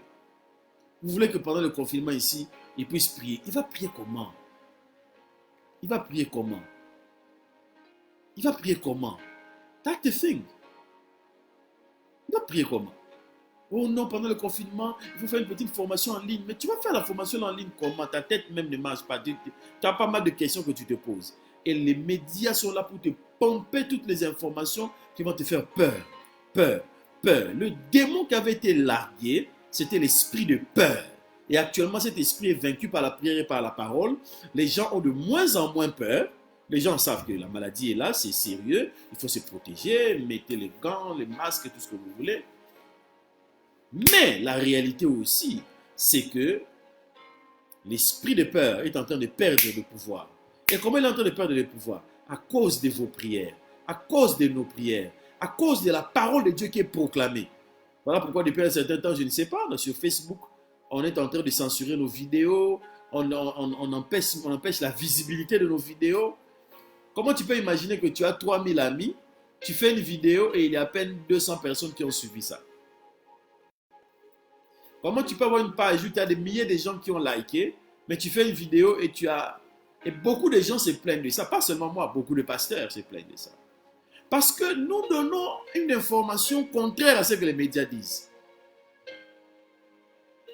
Pas que nous disons que la maladie n'est pas là. On s'entend bien, la maladie est là, mais nous refusons la peur. Et nous bombardons à chacun la foi, la foi, la foi. La Bible dit la victoire qui triomphe du monde, c'est notre foi. C'est notre foi. J'ai béni Dieu, j'étais parmi les premiers à dire, n'ayez pas peur. N'ayez pas peur. Vous savez, l'histoire du XXe siècle a été marquée par des gens. Et je parle ici de manière historique, donc il ne faut pas penser que je suis en train d'encenser l'église catholique ou quoi, non. Historiquement, il y a un homme qui a joué un grand rôle pour la chute du communisme en Russie. C'est le pape Jean-Paul II, le Polonais. Quand il est devenu pape, il a fait un discours qui a changé toute la donne au XXe siècle. Il a dit, peuple du monde entier, n'ayez pas peur. Bannissez la peur. Bon, aujourd'hui, tu peux ne pas réaliser ça. Mets-toi dans l'ambiance de la guerre froide, avec le communisme, la puissance de l'URSS. Il y a un monsieur qui s'élève qui dit, n'ayez pas peur. Ces régimes vont tomber. Et il dit, ce n'est pas normal qu'on ait des régimes qui annoncent clairement que Dieu n'existait pas. Non, ce n'est pas normal. Et il a joué sa partition pour faire tomber l'URSS. Et l'URSS est tombée. Moi, je ne suis pas le pape Jean-Paul II, mais moi, je suis seulement un prophète en ce temps-ci. Je dis, le parti communiste chinois va tomber et doit tomber au nom de Jésus. On va arriver là. Donc, nous allons vers le déconfinement bientôt dans beaucoup de pays. Les gens vont entendre les cris du peuple qui ne veut plus du confinement et qui n'a plus peur du coronavirus. Qui dit, mettons en place les mesures, barrières, les distanciations, portons les gants, mettons les masques, continuons la vie. Il y en a marre d'avoir peur de vivre. C'est l'esprit qu'il y a actuellement. Alléluia. Grâce à nos prières, quelque chose est en train de se passer dans l'atmosphère. Les démons là qu'on appelle la peur est en train de fuir. Il est en train de perdre son pouvoir. Mais il y a un deuxième esprit qui est venu avec le corona. L'esprit mammon, la grippe sous. Lui qui mange l'argent, la grippe sous. Lui qui retient l'argent. Et qui est en train de menacer les économies de la terre. Cet esprit a toujours existé. Le Seigneur dit, c'est dans le livre des Actes des Apôtres, il est écrit, il y avait un prophète qui s'appelait Agabus. Ce prophète-là est celui qui avait annoncé une grande famine sur toute la terre. Et il y a eu la famine sur toute la terre pendant 2 ans. Genèse 26, verset 1 dit, puis la famine qui avait eu lieu du temps d'Abraham s'est manifestée à nouveau au temps d'Isaac. Cet esprit-là, quand il opère, il mange les finances. Il mange les moyens économiques des gens. La pauvreté est un démon. Il ne faut pas aimer la pauvreté. Même pas au nom de ce que les gens appellent la sainte souffrance. Non. Dieu ne veut pas que vous soyez dans la pauvreté. Les gens disent l'amour de l'argent est la racine de tous les mâles. Moi, je dis aussi le manque d'argent, c'est aussi la racine de tous les mâles. Quand vous n'avez pas de quoi manger, vous risquez de vous prostituer, de vendre votre onction, de vendre votre personnalité, de vendre vos projets, de vendre votre vie parce que vous cherchez à manger. Le diable a dit à Dieu, quand il discutait sur Job, peau pour peau, un homme donnera tout pour sauver sa vie. Dans le déconfinement, ce qui va se passer en sortant va imposer certaines options et certaines attitudes. On va lire un texte pour que chacun de nous puisse comprendre ce que je veux dire. Par la grâce de Dieu, j'espère que on sera ensemble capable de comprendre cela. Je prends Matthieu chapitre 24 à partir du verset 37. Matthieu chapitre 24 à partir du verset 37. La Bible dit ceci. Et c'est Jésus qui est en train de parler. Il dit ceci au verset 37. Ce qui arriva du temps de Noé arrivera de même à l'avènement du Fils de l'homme. Quand dans les jours qui précédèrent le déluge, les hommes mangeaient et buvaient, se mariaient et mariaient leurs enfants, jusqu'au jour où Noé entra dans l'arche. Ce qui m'intéresse, c'est l'expression « ce qui arriva du temps de Noé arrivera de même à l'avènement du Fils de l'homme ». Donc, il y a un personnage important dans ce texte, c'est Noé. Il y a des choses qui sont arrivées au temps de Noé, qui vont aussi se manifester en notre temps. Et Noé a vécu le confinement. Pendant 40 jours et 40 nuits, il y a eu la pluie. Et souvenez-vous, cette pluie ne venait pas des nuages. Cette pluie venait de ce que la Bible appelle les écluses des cieux. La Bible dit, puis les portes du grand abîme s'ouvrirent. Et les écluses des cieux s'ouvrirent et une grande pluie a commencé à s'abattre sur la terre. Les gens qui ont fait des recherches sur cette pluie disent que c'était des grosses gouttes. C'était des grosses gouttes qui venaient, qui étaient tellement fortes que quand même ça tombait sur la tête des gens, ça les blessait, ça les tuait. C'était une grande pluie pendant 40 jours et 40 nuits. Entre-temps, Noé et ses enfants et les animaux qu'il avait introduits dans l'arche étaient en train de naviguer sur les eaux. Ils étaient en vie. Dieu les a épargnés. Dieu lui-même a fermé la porte de l'arche quand ils sont entrés. Donc vous voyez, quand le confinement vient de Dieu, c'est lui-même qui va fermer la porte de l'arche. Parce que ça vient de lui. Quand le confinement vient de Dieu, comme dans le texte où les enfants d'Israël en Égypte devaient s'enfermer, manger la Pâque, mettre le sang sur le linteau. Mais ce n'était pas pour se protéger contre Satan. Le sang qu'on mettait là, c'était pour se protéger contre Dieu. Parce que l'esprit qui venait là, l'esprit de mort qui venait, l'exterminateur, la Bible l'appelle quoi? L'ange de Dieu. C'était un ange de Dieu. C'est Dieu lui-même qui est descendu pour tuer les gens. Actuellement là, ce n'est pas Dieu qui est en train de tuer les gens. Non, non, ce n'est pas Dieu. Et Noé, quand il est sorti du confinement, voici ce que la Bible nous raconte qui s'est passé. Ah mon Dieu, c'est grave. C'est vraiment grave. Je préfère le prendre dans Genèse. One second. Je préfère le prendre dans Genèse. Genèse 9, je pense. C'est là que nous devons aller.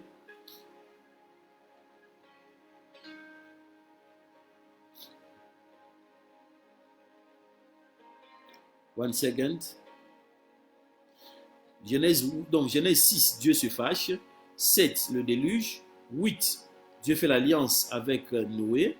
9, Noé maintenant est dehors avec ses enfants. Dieu le bénit. Vraiment, Dieu fait une alliance avec lui.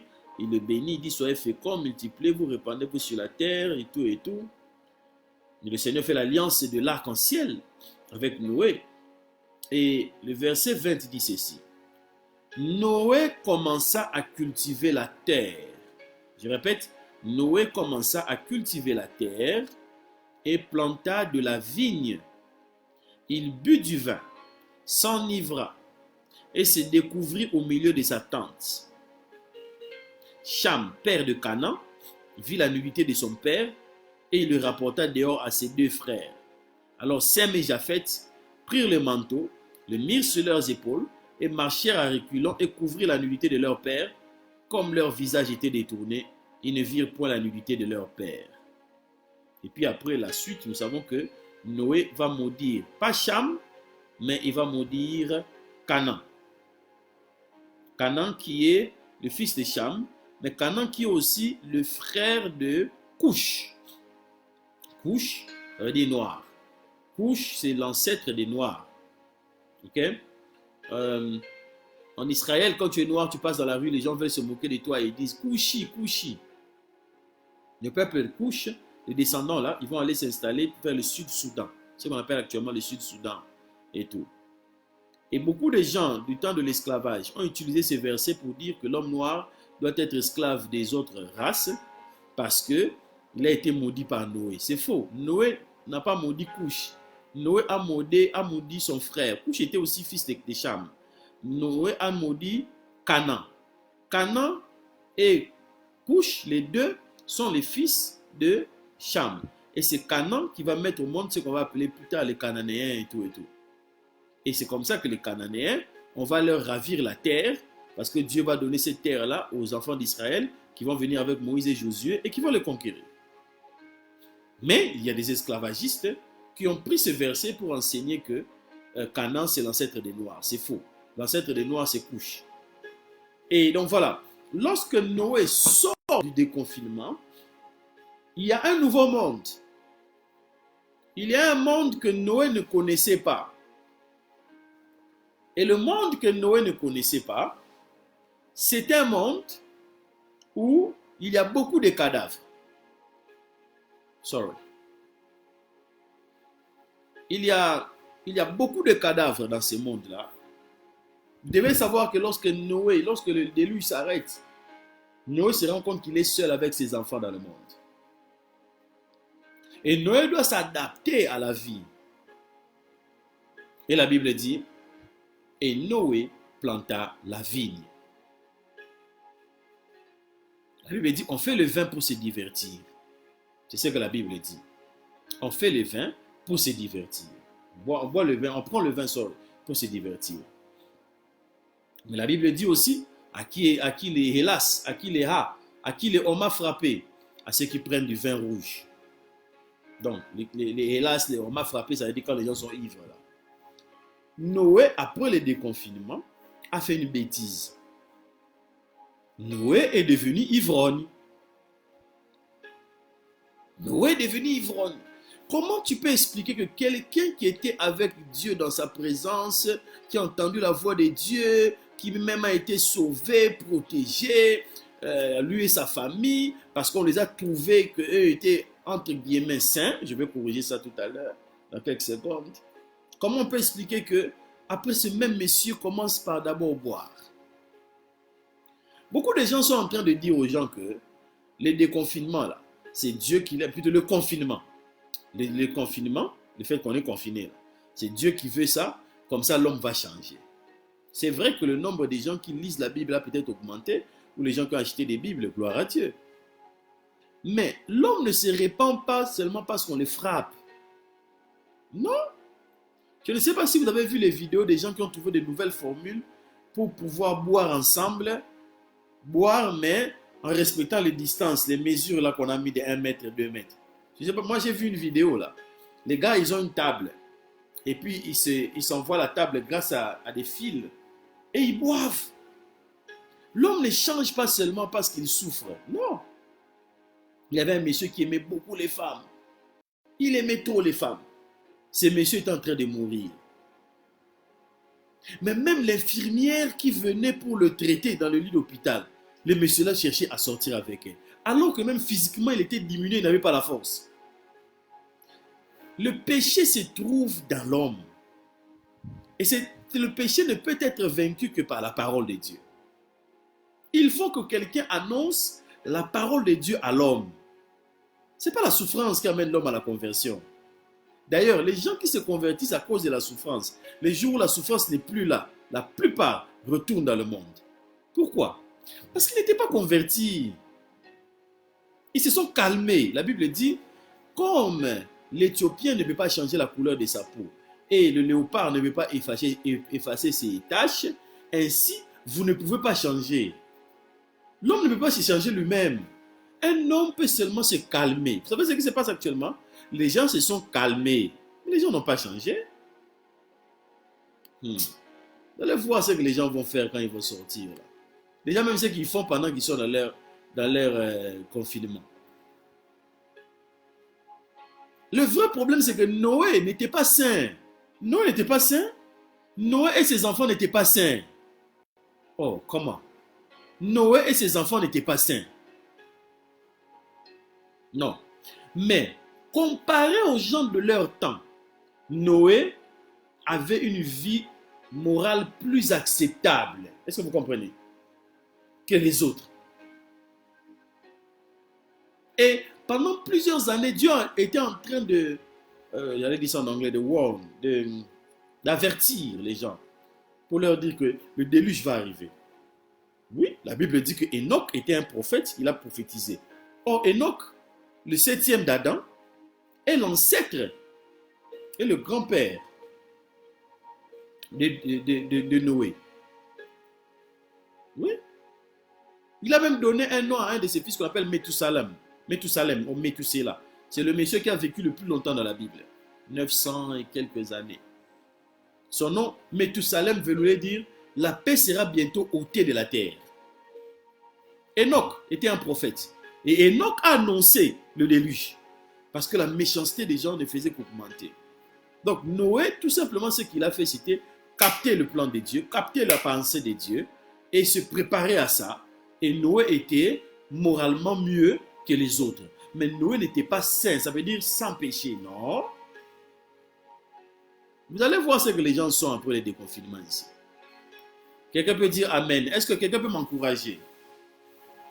Est-ce que je suis en train de dire une chose qui est en train de te bénir? Alléluia.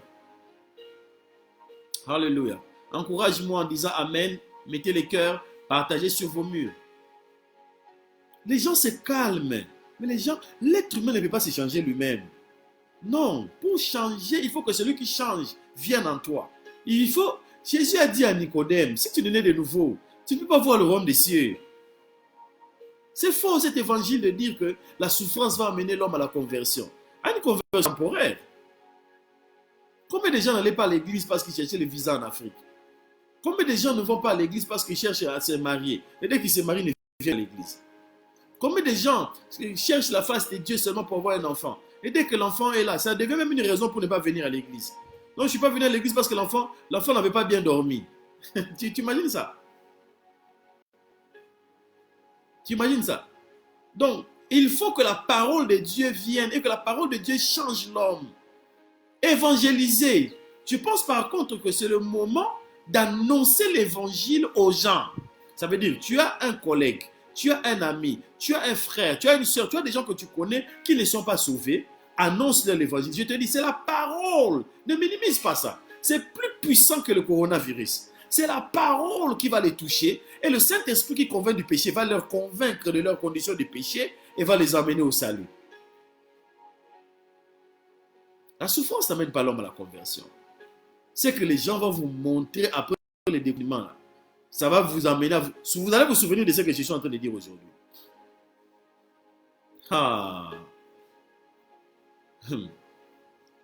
Est-ce que vous voyez vous avez vu une déclaration des homosexuels où ils disent qu'ils ne vont plus faire de gay pride?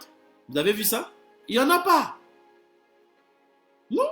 Pour eux, bon, c'est juste une maladie, c'est un truc et puis bon, voilà, ça va passer. Nous sommes dans les jours de l'homme. Nous sommes dans le 6e jour. L'homme est dans son jour. Et l'homme se croit Dieu. Et Dieu, Dieu est seulement en train de lui montrer que tu n'es qu'un homme, tu n'es que poussière. Nous sommes dans les jours de l'homme. Nous ne sommes pas encore dans les jours du Seigneur. Non. Jean dit, je fus ravi au jour du Seigneur. Les catholiques enseignent que la vision d'Apocalypse, Jean a eu ça le dimanche. Non, le jour du Seigneur, c'est le jour du jugement. Le jour du Seigneur, c'est une époque où c'est Dieu qui règne et personne d'autre ne peut régner. J'étais ravi jusqu'au jour du Seigneur et je l'ai vu. J'ai vu que le jour du Seigneur, il va avoir un visage qui brille comme le soleil, le vent comme le mugissement des eaux. Ah, est-ce que je suis en train de parler à quelqu'un ici? God bless you, my sister. Est-ce que tu peux partager ça? Est-ce que tu peux partager les gens, taguer les gens dans les commentaires? Il faut que les gens entendent la parole. Pourquoi j'insiste? Parce qu'il n'y a que ça qui peut les sauver. Romain pose la question, comment est-ce que les gens seront sauvés? Romain lui-même répond en disant, les gens seront sauvés par la parole. Mais il dit, mais comment est-ce qu'ils vont entendre la parole s'il n'y a personne qui leur annonce cela? Et comment est-ce qu'il y aura des gens qui vont les annoncer s'il n'y a personne qui les envoie? C'est la parole qui sauve. Si tu crois dans ton cœur et si tu confesses de ta bouche, tu seras sauvé. Ce n'est pas le coronavirus. Toi qui es sauvé, est-ce que tu avais eu besoin d'un coronavirus pour être sauvé? Toi qui aujourd'hui as donné ta vie à Jésus-Christ, Est-ce que tu as eu besoin du coronavirus pour être sauvé? Tu ne savais même pas que ça existait. Non. Quand Jésus disait repentez-vous, ce n'était pas parce qu'il y avait un coronavirus. Arrêtez cette manipulation. Prêchez l'évangile. Dites aux gens le contraire de ce que le diable leur dit. Le diable leur dit, c'est Dieu qui a envoyé ça pour vous punir, parce que Dieu est fâché contre vous. Dites au diable, Dieu nous aime. Et il y a de cela plus de 2000 ans, il a réglé le problème de la race humaine au travers de Jésus de Nazareth. Dieu ne se fâche plus contre la race humaine.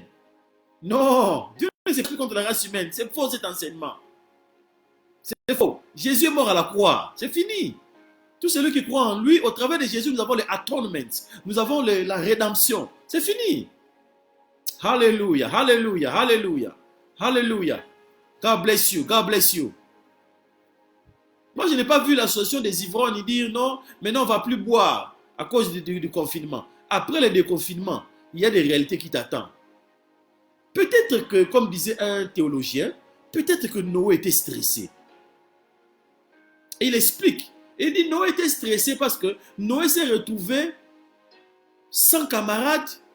Il n'avait que sa famille. Il devait reconstruire le monde. Il dit Noé a commencé à avoir aussi le problème de l'oisiveté. Le péché vient parce qu'on est oisif. Non, le confinement vient de Satan. Je vous dis que ça vient de Satan. Non, je vous dis la vérité. Dieu a créé l'homme pour qu'il soit en activité. Dieu n'aime pas les désœuvrés. Dieu, bon, pas que Dieu ne les aime pas, mais Dieu ne soutient pas à être désœuvré. À moins que tu sois malade. Dieu est anti-paresse.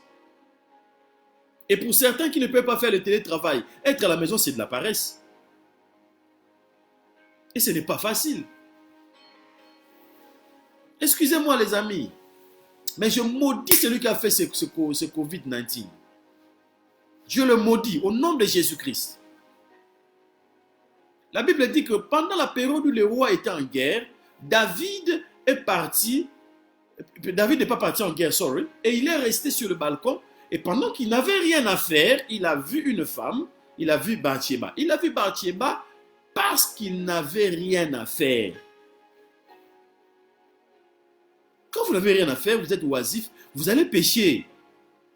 Parce que vous avez le temps. Parce que même pour pécher, il faut avoir le temps. Tu peux avoir envie de pécher, mais tu n'as pas le temps. Tu fais comment?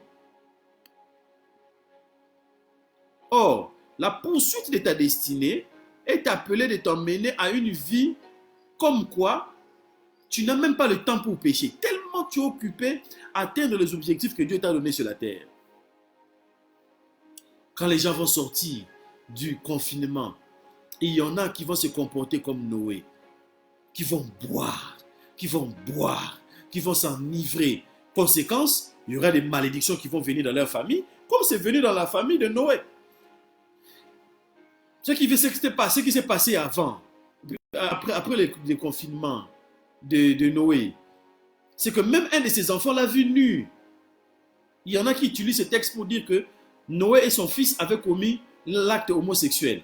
C'est faux, la Bible ne le dit pas. La Bible dit seulement que son fils l'a vu nu, et au lieu de le couvrir, il est allé se moquer de lui. Conséquence, Noé, par l'autorité parentale, a maudit le petit-fils, donc le fils de ce monsieur-là. Il a maudit le fils de Cham. Il a maudit Canaan. La conséquence, c'est que Canaan va conquérir les terres, mais à cause de cette malédiction-là, les descendants de Sem, c'est pour ça qu'on appelle les Juifs et les Arabes les Sémites. Les descendants de Sem, donc les Abraham et les descendants d'Abraham, vont maintenant prendre la terre où vivaient les descendants de Canaan. Ah, que Dieu vous ouvre les yeux. Est-ce que je suis en train de parler à quelqu'un? Est-ce que je suis en train de parler à quelqu'un? Il y avait un homme. Non, je donne un deuxième texte. Sorry, mon esprit est vraiment enflammé.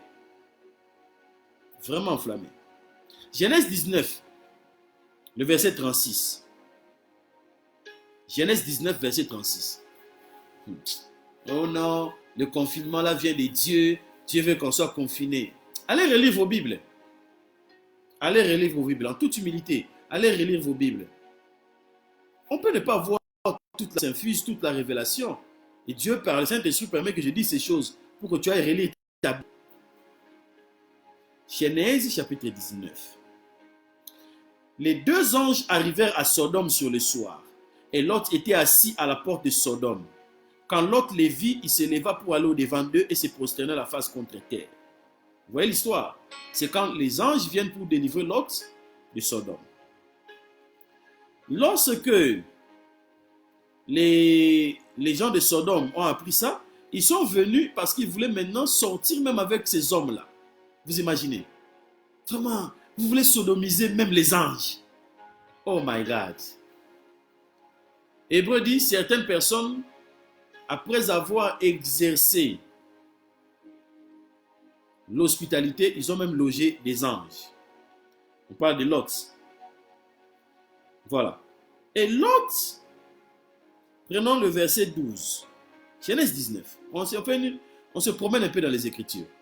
Les hommes dirent à Lot, qui as-tu encore ici, gendre, fils et filles, et tout ce qui t'appartient dans la ville, fais-les sortir de ces lieux, car nous allons détruire ces lieux, parce que le cri contre ses habitants est grand devant l'Éternel. L'Éternel nous a envoyés pour le détruire. Lot sortit et parla à ses gendres qui avaient pris ses filles. Levez-vous, dit-il, sortez de ces lieux, car l'Éternel va détruire la ville. Mais aux yeux des gendres, il parut plaisanter. Dès l'aube du jour, les anges insistaient auprès de Lot en disant, lève-toi, prends ta femme et tes deux filles qui se trouvent ici. Donc, même les anges ont vu le comportement de ces gendres et le comportement d'autres filles de Lot qui étaient mariées aux gens de Sodome. Ils ont vu que ceux-là, on ne peut pas les sauver. On prend Lot, on prend sa femme et ses deux filles. Et vous vous souvenez dans le texte, lorsque les gens de Sodome, les sodomites, voulaient sortir avec les anges, Lot avait fait cette déclaration. Il avait dit, mes frères, je vous prie, ne faites pas le mal, au verset 7. Voici, j'ai deux filles qui n'ont pas connu d'homme. Je vous les amènerai dehors et vous leur ferez ce qu'il vous plaira. Seulement, ne faites rien à ces hommes, puisqu'ils sont venus à l'ombre de mon toit. Lot a même offert ses deux filles aux esprits de Sodome, en disant, ne touchez pas à ces hommes qui sont avec moi, mais si vous voulez, je vous donne mes filles, faites ce que vous voulez, sexuellement parlant. La Bible dit que les deux filles de Lot étaient vierges. L'apôtre Paul dit, la femme vierge est pure d'esprit et de corps. Voyez maintenant, on se promène dans la Bible. On est toujours dans le même chapitre 19. Le verset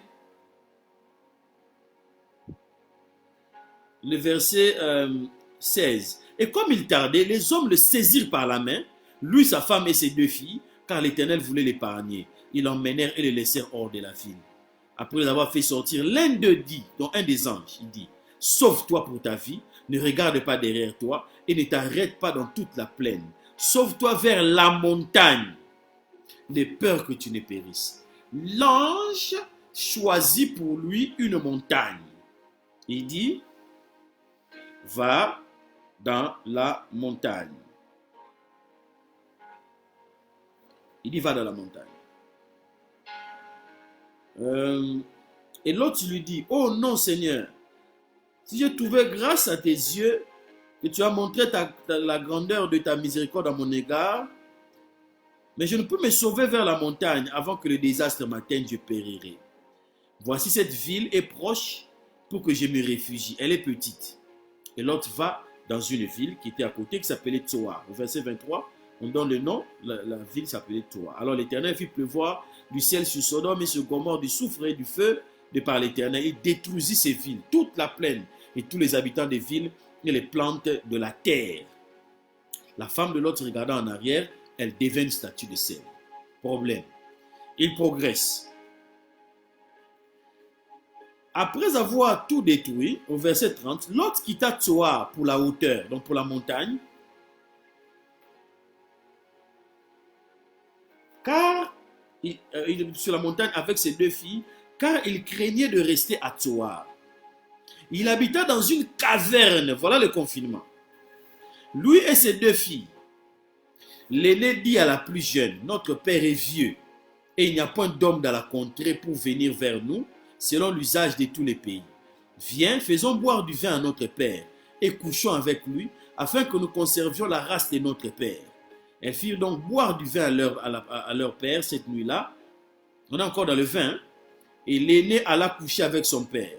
Il ne s'aperçut ni quand elle se coucha, ni quand elle se leva. Le lendemain, l'aîné dit à la plus jeune, « Voici, j'ai couché la nuit dernière avec mon père.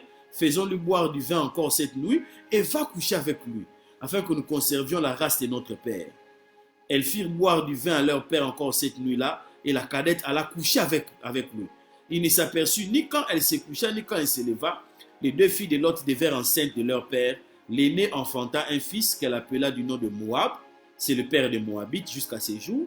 La plus jeune enfanta aussi un fils qu'elle appela du nom de Ben-Ami. C'est le père des Ammonites jusqu'à ces jours. Il faut aller dire aux gens là qui disent que le confinement là vient de Dieu. Il faut leur donner ce texte. Il faut leur donner Genèse 19. Il y a un monsieur qui s'est retrouvé dans le confinement. Après avoir tout perdu, ses biens, sa femme, il n'est resté qu'avec ses deux filles. Mais ces deux filles-là, il les avait livrées à l'esprit de Sodome, sans se rendre compte.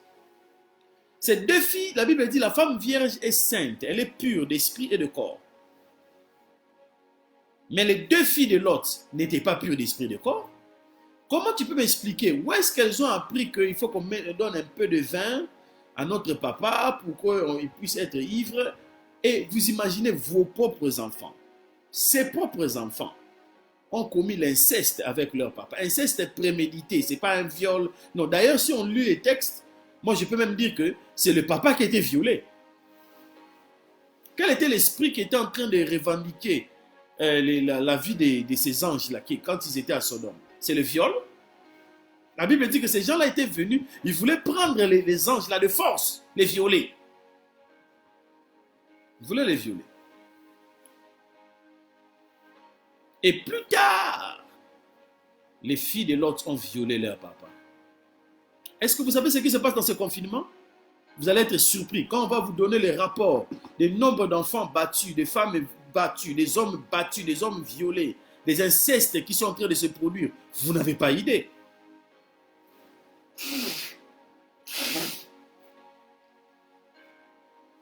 Sorry. Ce que je dis, vous allez le voir bientôt à la télévision. Vous allez voir ces débats à la télévision. Je suis prophète de Dieu, je dis les choses que Dieu me montre. Vous allez voir ça à la télé. Il va y avoir des procès, des cases qui vont étonner les gens. Le mal que les gens sont en train de faire dans le confinement et le mal que certains vont même faire après le confinement. La Bible dit, les jours qui vont précéder le temps de Jésus, ce sera comme les gens, comme au temps de Lot et au temps de Noé. Au temps de Lot, il y a un papa qui se retrouve violé par ses propres filles. Au temps de Lot, c'est ça, c'est qu'on a. Au temps de Noé, il y a un monsieur qui sort de l'arche et qui s'enivre. Ce qui change l'homme, ce n'est pas la souffrance. Ce qui change l'homme, ce n'est pas le confinement. Ce qui change l'homme, c'est la parole de Dieu. C'est la parole de Dieu. C'est Dieu qui change l'homme. Si tu veux changer une personne, donne-lui des informations nouvelles. Et la parole de Dieu est l'information nouvelle qui vient changer les choses en nous, qui change notre manière de réfléchir. Après le confinement, on a des options. Soit tu continues ton ancienne vie et tu vas continuer dans ta même souffrance, soit tu prends des décisions courageuses de changer ton monde, parce que Dieu nous a enseigné. Il nous a enseigné ce qu'est la vie. Il nous a montré comment nous sommes petits. Est-ce que tu peux partager à quelqu'un cette parole? Il y a une personne qui doit l'entendre. Il y a une personne qui doit l'entendre. Vous allez voir des cases à la télé. Vous allez voir ça. Je vous dis la vérité. Je suis prophète de Dieu. Je vous dis la vérité. Vous allez voir ça. Des histoires comme celui de Ammon, les Ammonites et de Moab. Vous allez voir ça. L'histoire de Lot et de ses enfants. Vous allez voir ça à la télévision. Ça va se passer. Non, le diable veut nous détruire avec ces histoires de confinement. Et il y en a qui disent, c'est Dieu, c'est Dieu. Quand tu n'as pas de réponse, tais-toi. Tu n'es pas obligé de toujours parler. Quand il y a quelque chose qui vient, tu n'as jamais vu ça dans ton ministère ou dans ta vie, prie. Cherche la face du Seigneur. Dis, Seigneur, parle-moi, Seigneur, parle-moi. Ne sois pas pressé à ouvrir ta bouche. Sinon, tu vas dire des bêtises. Et tu vas désorienter beaucoup d'enfants de Dieu. Non, le confinement que nous vivons ne vient pas de Dieu. Une autre chose, Dieu n'a pas créé l'homme pour qu'il puisse vivre confiné. Non. L'homme doit être en contact avec les autres. Et l'homme, attendez, pourquoi quand on vous met en prison, ça vous fait mal? En prison, les gens mangent. Enfin, je parle de prison normale. Les gens mangent, les gens étudient. En prison, les gens peuvent prier. Pour les gens qui parlent de confinement, le confinement, c'est Dieu qui veut ça pour qu'on prie.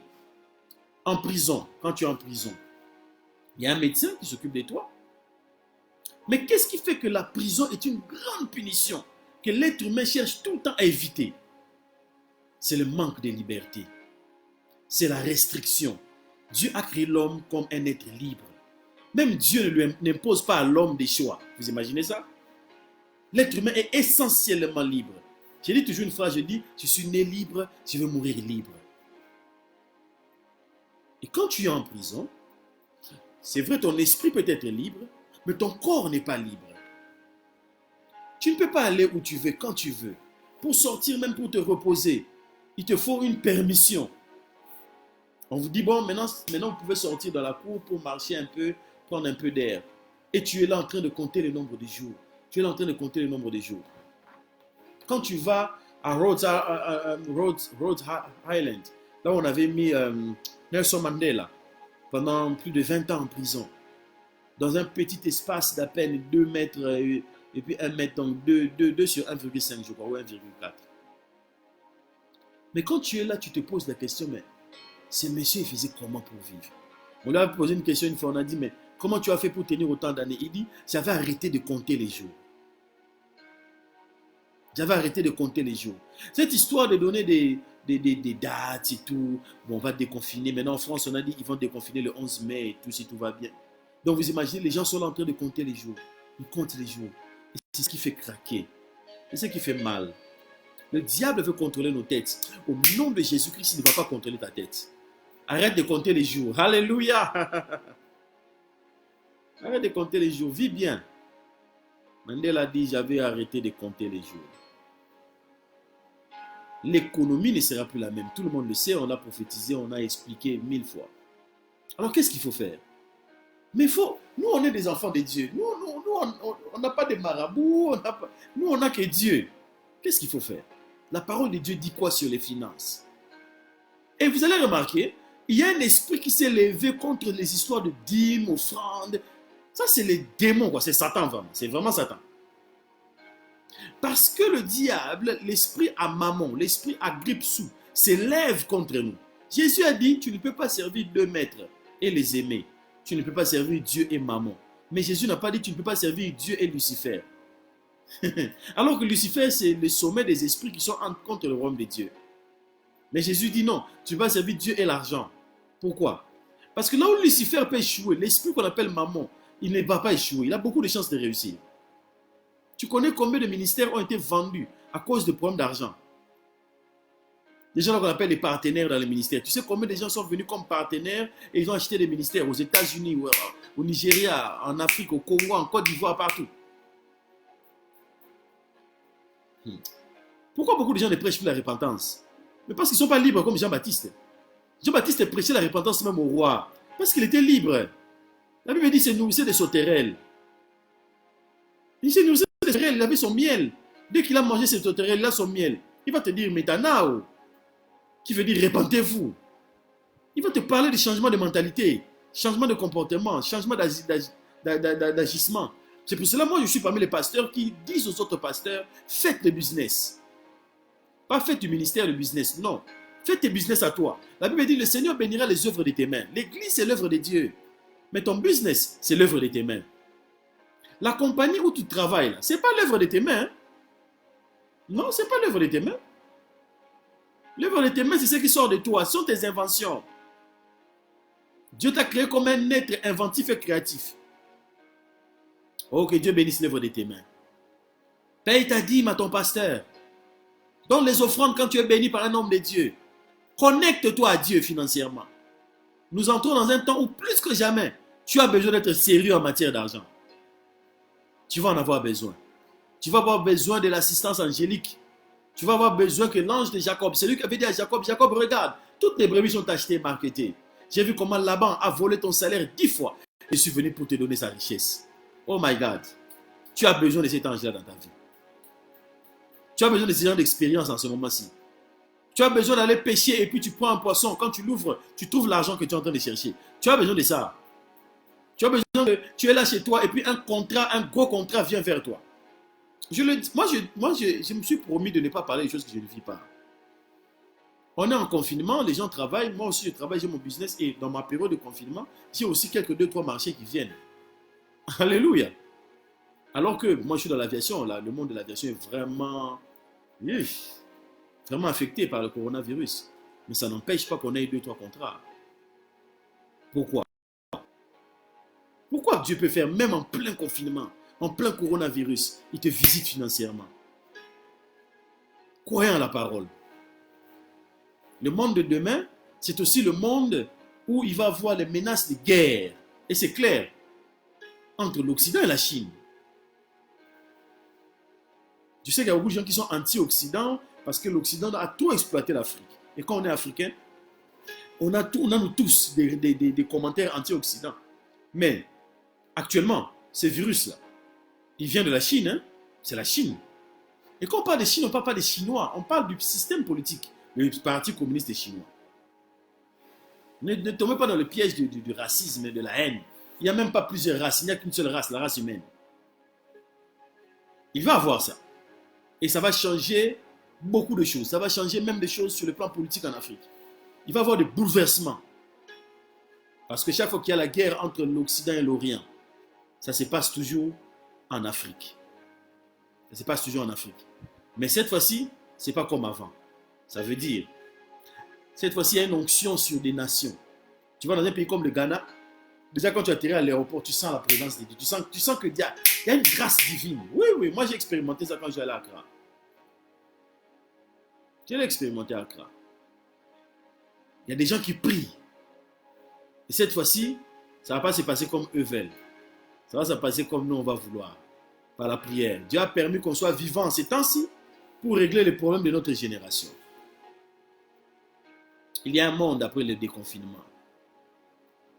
Et beaucoup de choses, beaucoup d'options vont être présentées aux gens, parmi lesquelles la vie, où on dit, la vie est courte, il faut profiter de la vie. Vous voyez ce genre de philosophie mondaine. Éloignez-vous de ça. Ne soyez pas comme Noé. N'allez pas prendre la vigne. D'ailleurs, dans le cas de Noé, il a lui-même planté la vigne. Quelle patience. Quelle stratégie. Donc, moi, je crois que Noé prenait la vigne avant même le déluge. Oui, je crois que la quantité qu'il avait, il avait emmené dans l'arche, certainement il avait fini ça. Parce que la Bible dit quand il est sorti, il a dû planter la vigne. Ça lui manquait. C'est comme ces gens qui sont aujourd'hui dans des appartements, ils ne peuvent pas fumer. Ils sont coincés, ils attendent seulement le confinement. Tu vas voir comment ils vont commencer à fumer.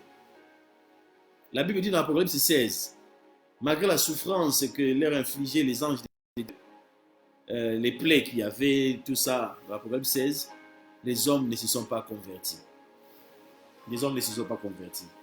Ce qui va amener l'homme à la conversion, c'est la parole de Dieu. Comment les gens vont croire? Ils vont croire quand nous leur annonçons la parole. Amen, amen.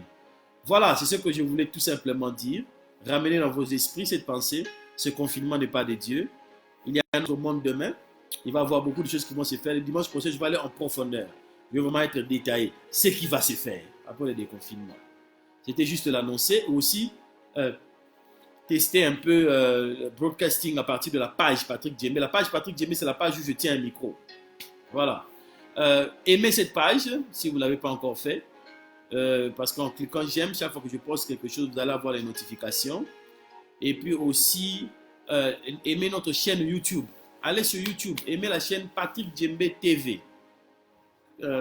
Abonnez-vous sur cette chaîne-là. Cliquez pour avoir la souscription parce que bientôt le live, ça va être sur cette page et sur YouTube. Et puis vers d'ici quelques mois, ce sera plus sur YouTube. Donc voilà. L'autre chose, c'est que si Dieu vous met à cœur de faire une offrande, allez sur le site radioenjesus.com, cliquez sur un bouton où il est écrit faire un don et vous faites votre don en toute discrétion et le Seigneur Jésus vous bénira. Beaucoup de gens le font et je sais que le Seigneur est en train de les bénir. Je dois être honnête, jusqu'à présent, dans mon monde à moi, il n'y a personne qui est mort de coronavirus. Personne.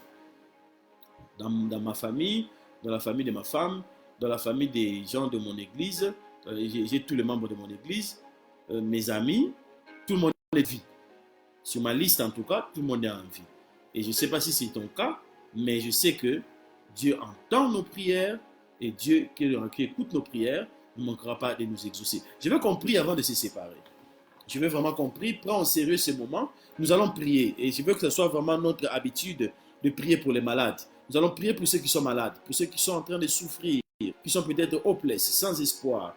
Il y en a qui sont dans une situation où ils ne peuvent même pas parler à leurs femmes, à leur famille, à leurs enfants. Ils ne sont même pas en contact avec eux. Je veux que nous puissions prier. Que le Dieu qui guérit puisse les guérir. La Bible dit, si un homme est malade et qu'il y a pour lui un ange intercesseur, un d'entre 1000, je dirai à l'ange, délivre-le de la mort. C'est dans les livres de Job. Nous allons prier. Nous allons prier que la grâce de Dieu puisse se répandre maintenant dans la vie de ces personnes. Je ne sais pas si tu as quelqu'un qui est malade, mais je veux qu'on prie. Je crois en la prière, je crois en ta prière. Nous allons prier. Alléluia. Père, nous prions maintenant dans le nom de Jésus-Christ pour toute personne dans ce monde qui est en train de souffrir de la maladie qu'on appelle le Covid-19, le coronavirus, qui a été atteint par ce virus. Père, nous prions dans le nom de Jésus-Christ que tu puisses envoyer ton ange, que cette personne soit guérie. Je prie pour les personnes qui sont liées à toute personne qui est en train de me suivre maintenant. Je prie pour toute personne qui est en train de me suivre maintenant, qui est malade, quel que soit le nom de sa maladie, même si ce n'est pas le coronavirus. Je prie que tu étendes ta main maintenant et que tu le guérisses. Au nom de Jésus-Christ, j'ordonne à chaque membre qui ne fonctionnait pas de fonctionner à nouveau. Au nom puissant de Jésus-Christ. Oh, toi qui exauces la prière, tout le monde viendra à toi. Nous te prions et nous savons que tu nous exauces. Merci de nous exaucer. Merci de nous faire du bien. Dans le nom de Jésus-Christ, le Fils de Dieu vivant. Alléluia. Au nom de Jésus. Amen, amen, amen. Que Dieu vous bénisse. On se retrouve le dimanche prochain à 18h heure de Londres, 19h heure de Paris, 13h heure de Montréal. Le dimanche prochain. Aussi, partagez. N'oubliez pas de partager, d'aimer notre page, d'aimer notre chaîne, et puis d'aimer aussi notre page radioenjésus.com. Nous avons une page qui s'appelle radioenjésus.com. Aussi, n'oubliez pas de souscrire à notre chaîne Patrick Djembe TV. Que Dieu vous bénisse. Que Dieu vous bénisse. Ça fait du bien de vous savoir nombreux connectés, de savoir que vous avez soif de la parole de Dieu. N'oubliez pas. Dieu ne ment pas, sa parole est vraie. Ce que vous vivez là, les gens qui commencent à prier à cause du coronavirus, c'est la peur. L'homme peut se calmer, mais l'homme ne peut pas se changer lui-même. Que Dieu vous bénisse. Bye bye.